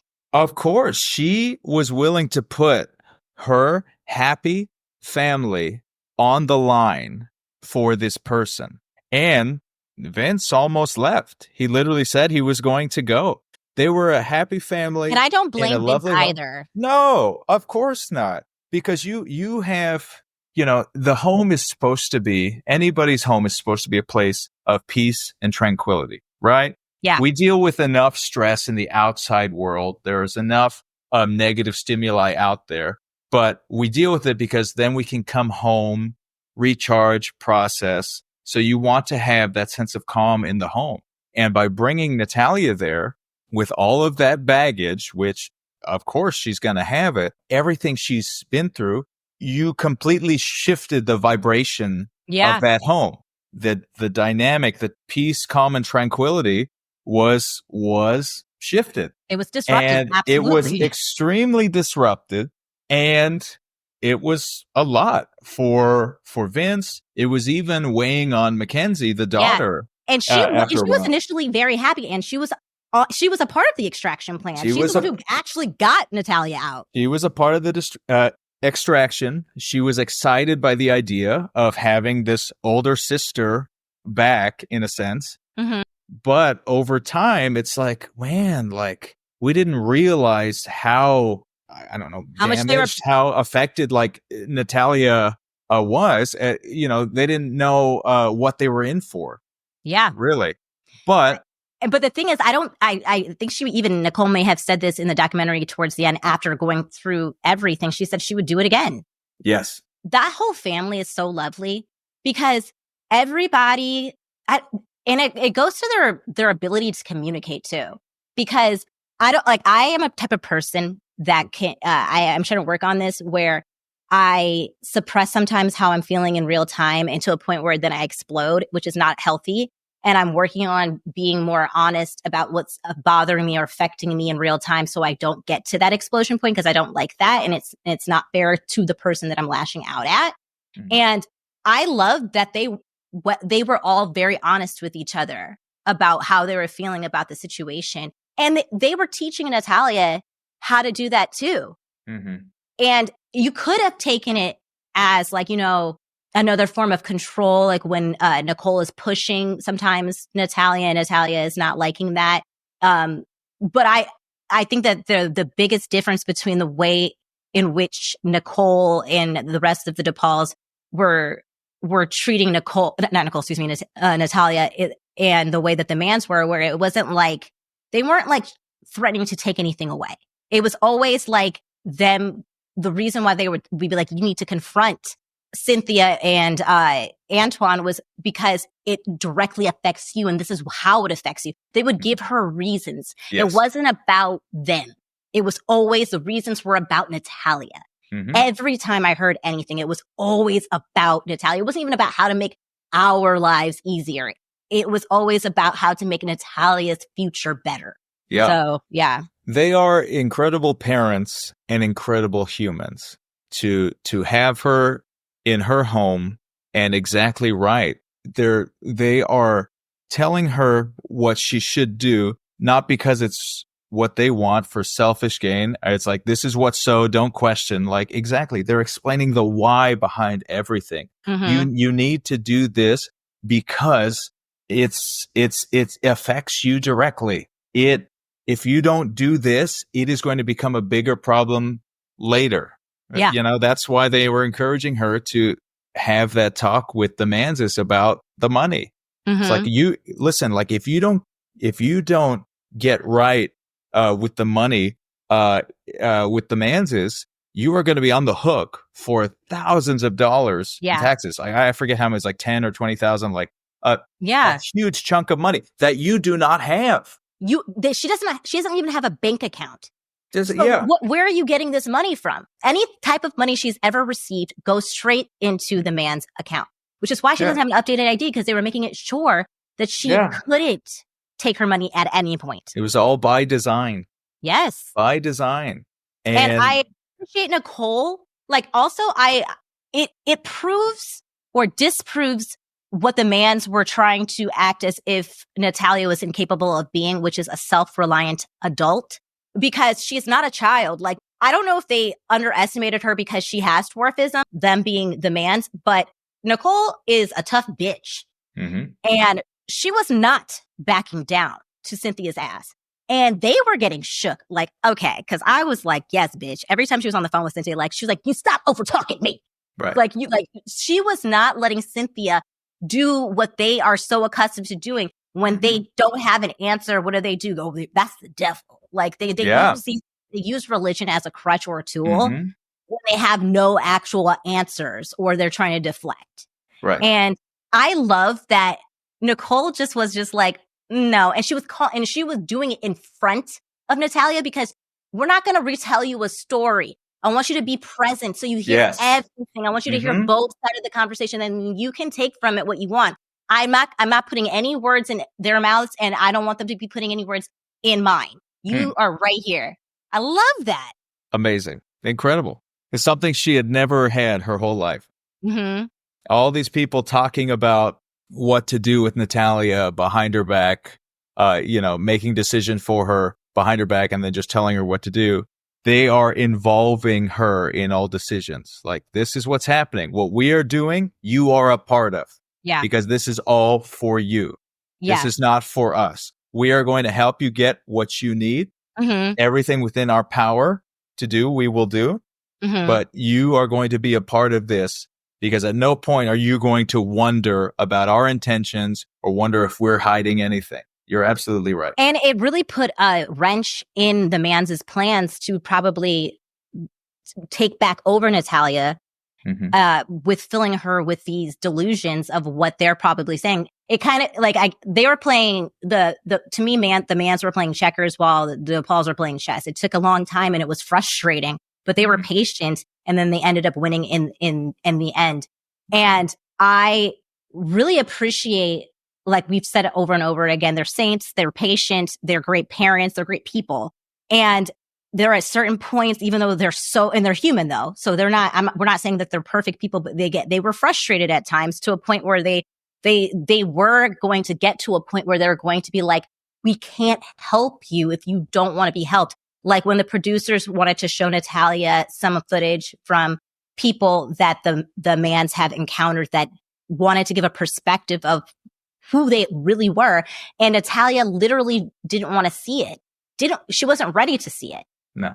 And then them having to respect that, they could have been like, well, you're going to have to watch it because you need to, like, they were like, okay, we will watch it. And then, Natalia is curious and asks what was on it. But that indoctrination from the mans that, like, you have to defend the family, deny. She's immediately saying everything that these people have said about them are inaccurate. Like, we find out from some of the people, like one of the main people that we see footage of is this guy that the mans met at church.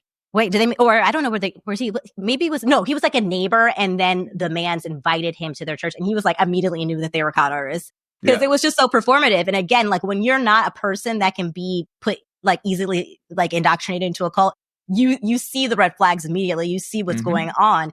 I mean, but he was still in a tough spot where he still needed the help, and he did like them. He just kind of knew what they were like. He's like, I'm just not going to do the church thing. Like, but we can watch football, we can cuss, and we can drink, which is where we learned that Antoine's a goddamn hypocrite. And he does do that.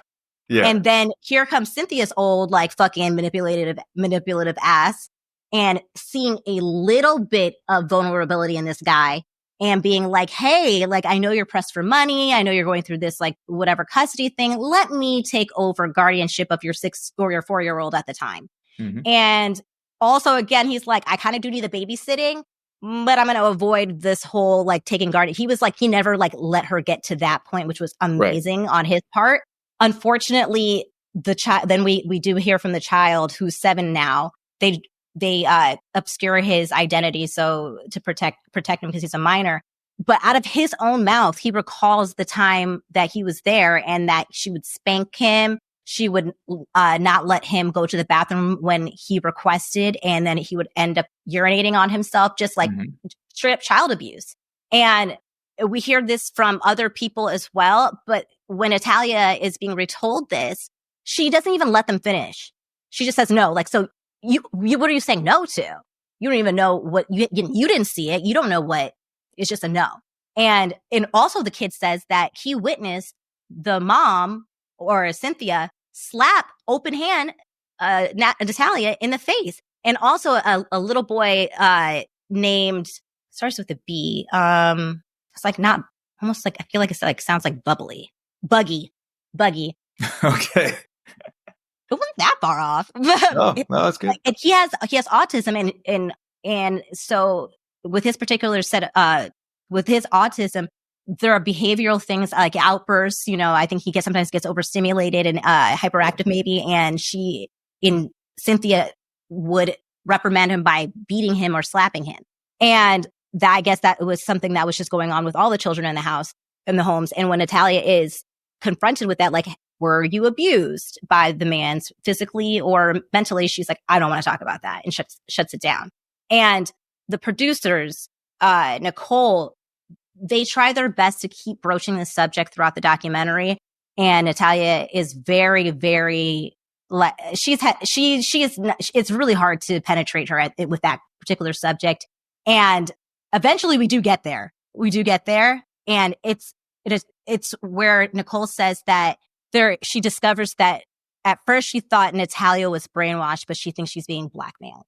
And it's because like Natalia would, for cameras, say, oh, no, they're great. But then they have surveillance footage in their house. And that was when she was being her real self and being more authentic, which I was a little bit like, hey, are you guys recording her without her consent? At first, did you have that feeling? I was like, I mean, I guess, but but like it's for a good cause. Well, that's what I was trying to justify that to myself too, because I was like, I still think they're great, but I was like, oh, they're probably but recording her. I think she was aware. No, she was. I was so happy. It's not something that she was they were hiding from her. They didn't do that. They didn't say that at first. So I was a little, I did take a mental note of it, but then thank God they at some point was like, oh, by the way, we have cameras all around our house. Natalia actually helped us set it up. She's actually really good with technology. And so she was very much aware. And I kind of think that because Natalia was aware that there were these home surveillance cameras, I feel like a part of her like subconsciously wanted it to be recorded. Like it was like, 'cause she's like, I didn't know it was, or like, not like, you know what I mean? It was easier for her to do it in those moments as opposed to a sit down interview.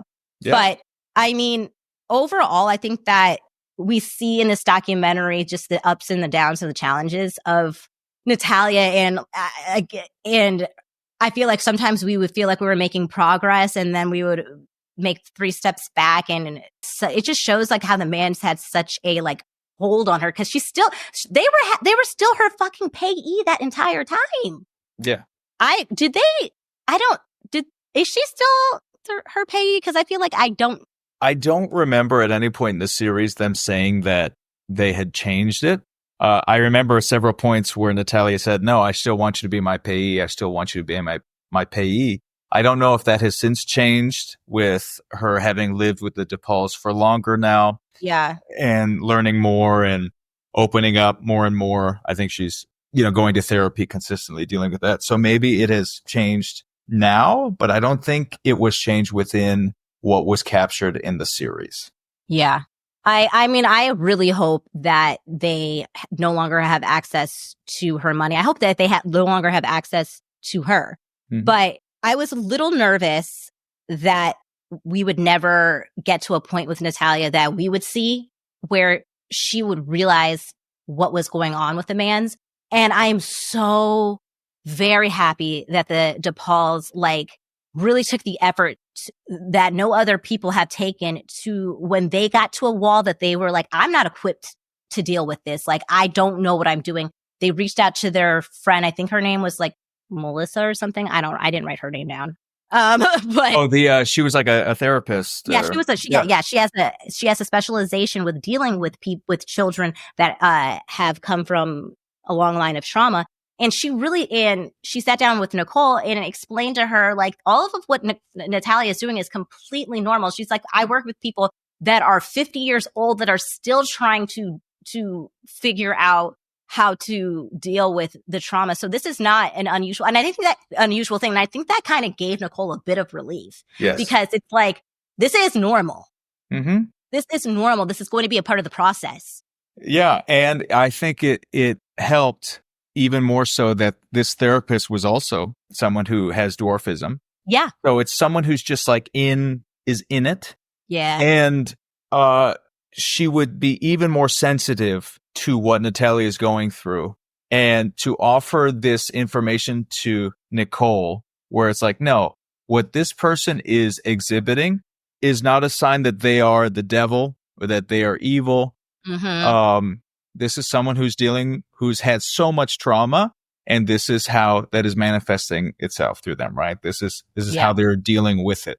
But throughout Natalia's life, all these people seeing her behaving, how she would behave, whatever outbursts, whatever weird action she would take, it would always lead to them saying oh, well, she's the devil, mm-hmm. The man's she's the devil, or this is the devil's work.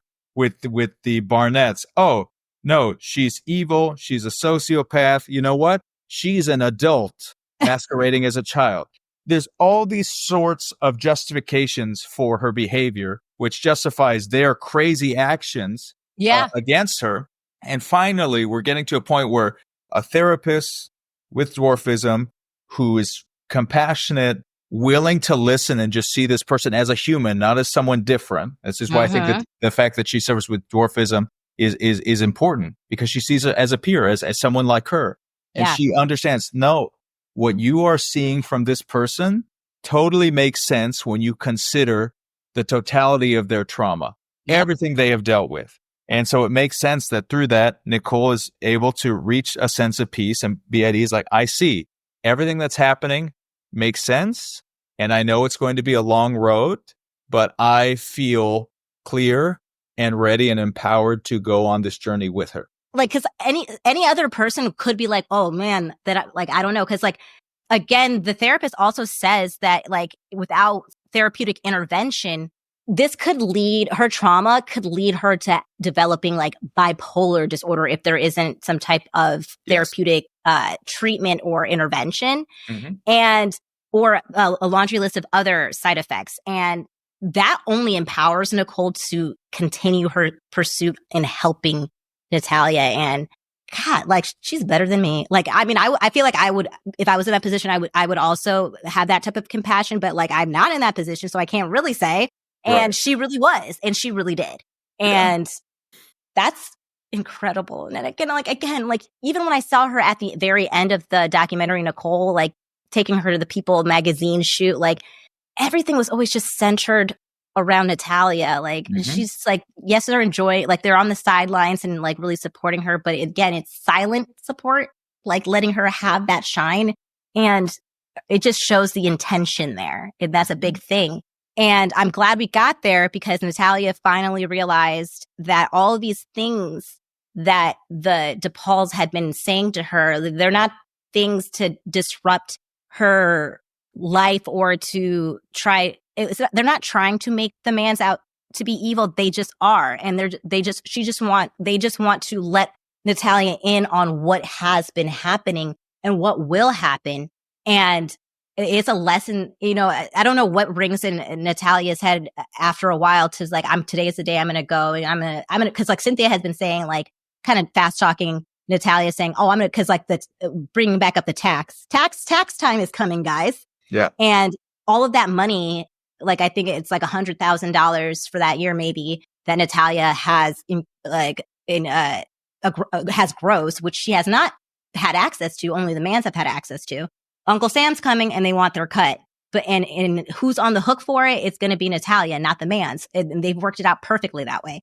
And they're saying that they're going to pay it, but where's the proof of that? And when Nicole tries to intervene on Natalia's behalf, because she doesn't think that Natalia is going to do it for herself, first of all, that bitch Cynthia calls Natalia a devil. She said, that devil's a liar. I said, okay, and there it is. And then hangs up on her. And then Natalia is just at this point broken the fuck down. And I think that's a couple days later, then she does call Cynthia. And like, it's the Scooby-Doo of it is all revealed. They're the fucking villains. They're not paying it. And, you know, Natalia, I feel so bad that she had to find it out in this way. They don't even give a fuck if they see her again. They're like, oh, you know, like how you wanted to go to the UK with that one guy. Why don't you go do that? Almost like, I feel like they want her to evade her taxes. Like, I'm making you a solution. Go to the UK. You don't have to pay taxes then. And I think that's a wake up call, because even that's to what your point. The only thing that was holding her to those people was the fact that they never abandoned her, and then they did it. And she was done. That was all it took. Yeah. She was actually done. And then she starts to be able to really let the DePauls in, and you really see a change in her spirit. I feel like a weight was lifted off of her. You know, the proof is in the pudding, as they say. So you look at Natalia now, like at the end of the series when she's addressing the camera, and you'll see it even more so when you watch the People magazine interview on YouTube.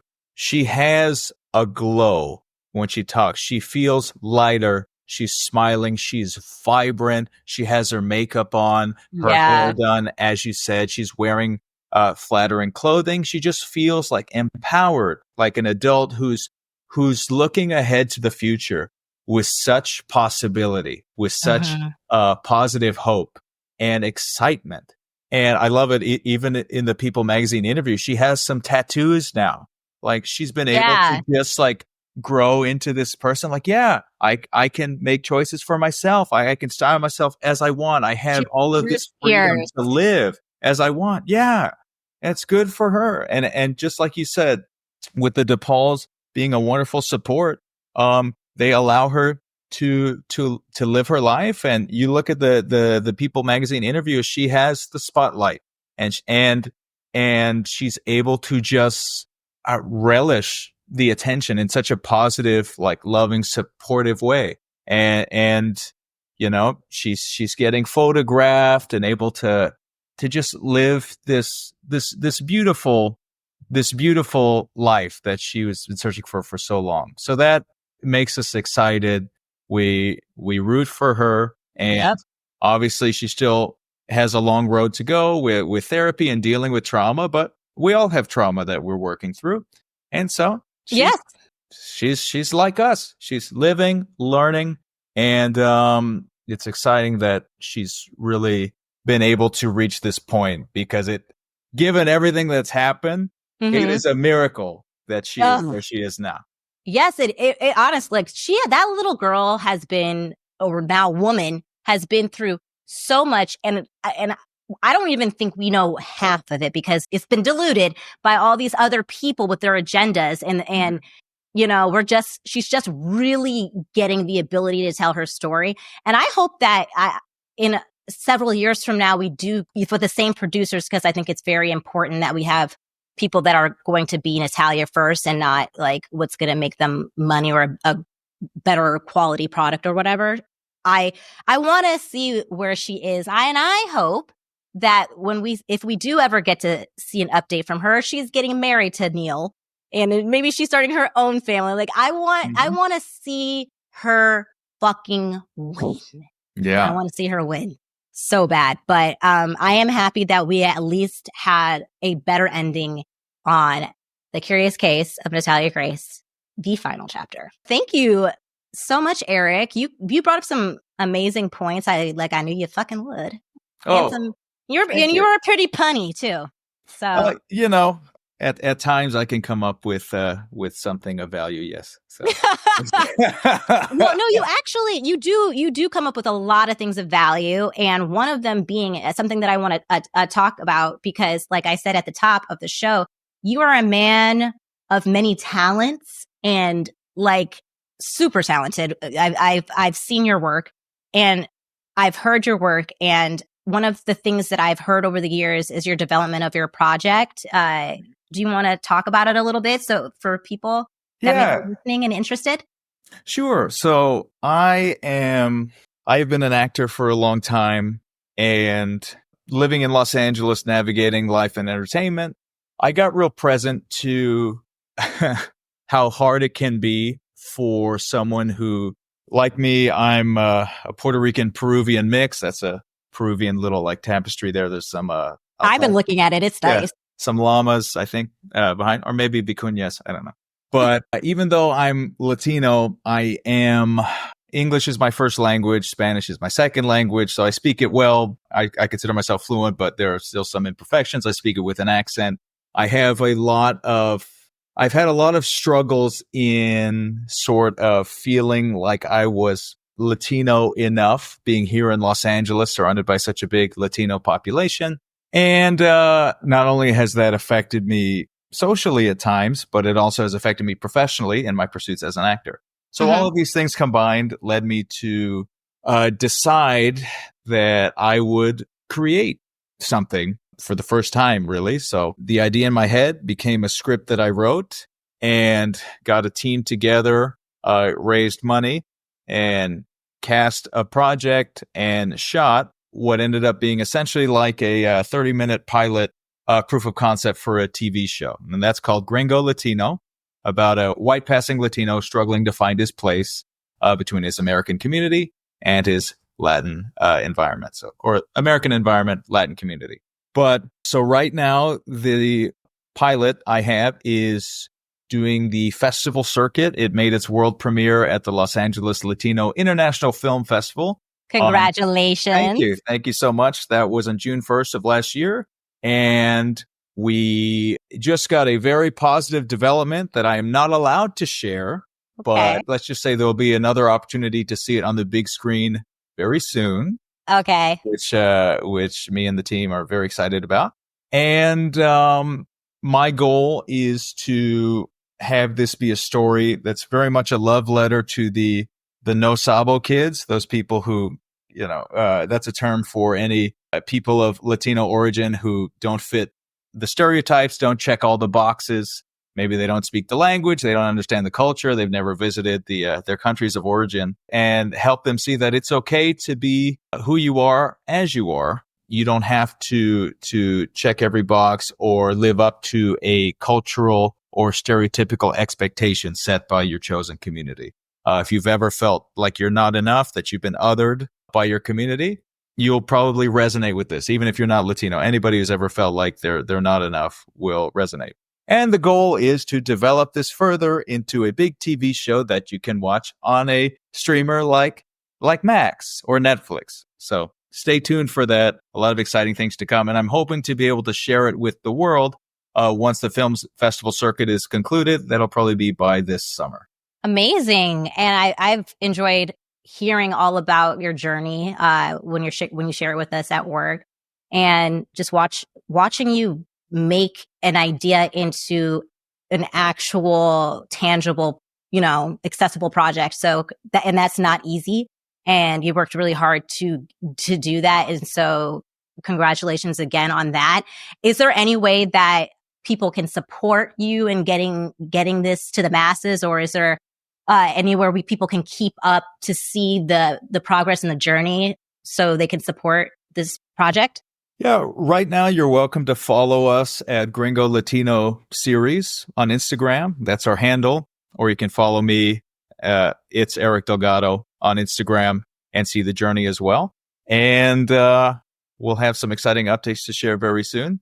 And you can see the journey. And I'm really excited for more and more people to see it once this festival circuit is done, especially because I think it's a story that's going to positively impact a lot of people. It asks some very important questions and really invites everyone to think deeper about identity, acceptance, and other very important topics. I'm excited to see when we get the next opportunity at viewing it, because especially I think the timing is completely needed for a premise like this, especially with like the climate. And I think that people need an opportunity to look at others' like lived experience that you might not understand. Like, this is a great way to have a lens into that. And I feel like this story is very much needed in what I feel like is a very tensely fueled time right now. Like, I don't know. I just feel, it feels like we need something that it humanizes everybody and connects people.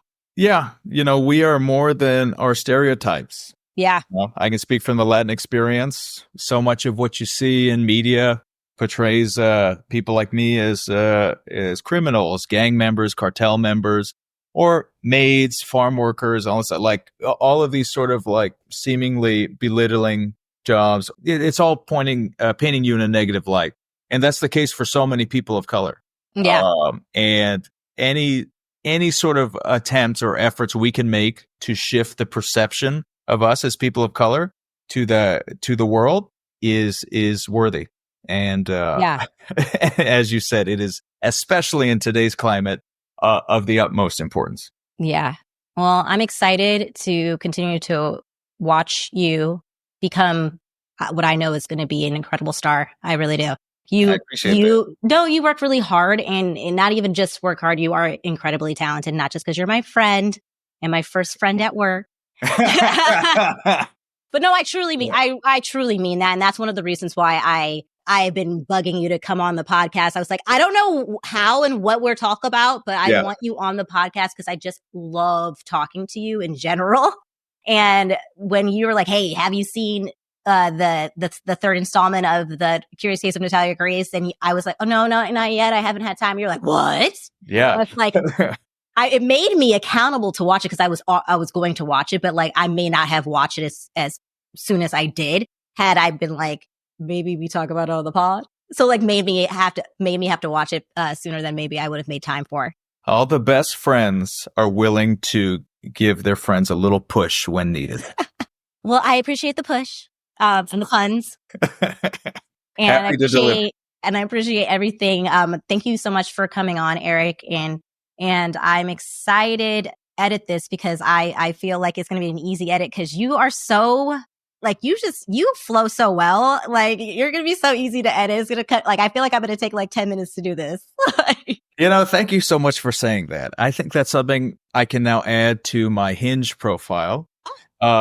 To attract women, say, hey, you know what? I'm told that I'm very easy to edit. Well, honestly, that might be a good little. Honestly, at this point, I'm open to anything. But this podcast is not sponsored by Hinge, but absolutely am open to it. So Hinge. Yes, absolutely. And Pia, thank you so much for having me on. I'm so excited to be able to support you and this exciting new podcast. And I hope I can maybe join you for another one in the future. Oh, absolutely. If you want to come on, you're more than welcome to come on. I had a blast talking to you. And once I think I have like Perry on, I would love to like dabble with the idea of having you both on at the same time because I just want to see what happens. I'm down for that dabble. Okay. Dabble do you? Amazing. I've been practicing. All right. Well, thank you.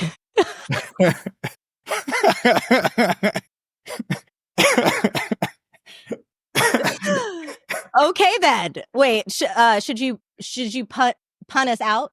I think that was it. Nope. Yeah. Okay. All right. Well, thank you so much, Eric. Yeah, but dabble do. Well, I don't know about you, but I am finally the final chapter of not being curious about the Curious Case of Natalia Grace, thanks to breaking it down with my friend, Eric Delgado. I really appreciate Eric coming onto the pod, and he brought up some great points that I didn't even think about. I feel like we were connecting dots. I think that we might have come up with a second possible series, which is with Unsolved Mysteries. So stay tuned for that. And if you're not already, please go ahead and if you're listening to this on the audio version, please go ahead and give me a 5-star review and rate, comment, do all the things just to make sure that PIA pops off. And if you're watching on YouTube, don't forget to hit that subscribe, notification bell, and like the episode. I appreciate all the love that I've already gotten in the comments. Again, please, I encourage you to comment because I love talking to you guys. That is one of the reasons why I started this podcast. I am genuinely curious about what you guys also think about all these things, about all the things that are happening in our pop culture. And also, if you want to keep up with Eric Delgado, his journey with Gringo Latino, or just, you're curious of what he's doing on a day-to-day, you can follow him on all of his socials. I think he's really just on Instagram, but maybe he's on other places too, but definitely on Instagram. And his handle will be, it's Eric Delgado. And I will put all of that information in the show details. So don't worry, you'll have access. You'll have the link. And if you're not already, go ahead and follow me on all my socials if you want to keep up, or if you want to like a little pop of short form PIA pop culture, PIA pops off. You can follow me on all of the social media networks, or is it social media networks? I guess so. Platforms. You can follow me on all the social media platforms. I am on TikTok, Instagram, and YouTube, and it is PIA YouTube is PIA Pops Off, and I will have that listed in the show details as well.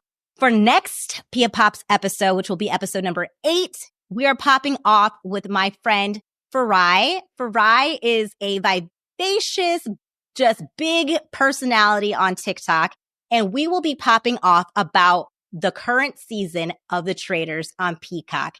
So I'm super excited to see all his theories. I'm excited to find out who he likes on the cast, who he would have casted, and what predictions that he has for the season. So we will be popping off with episode number 8 with recapping what we have seen on the trailers thus far this season. Well, that's all that I have for you folks. I hope you enjoyed The Curious Case of Natalia Grace and the final chapter. It's not the final chapter for this podcast, so I will see you next Wednesday when I drop another episode. So until then, what does Pia always say? Oh yeah, pop off!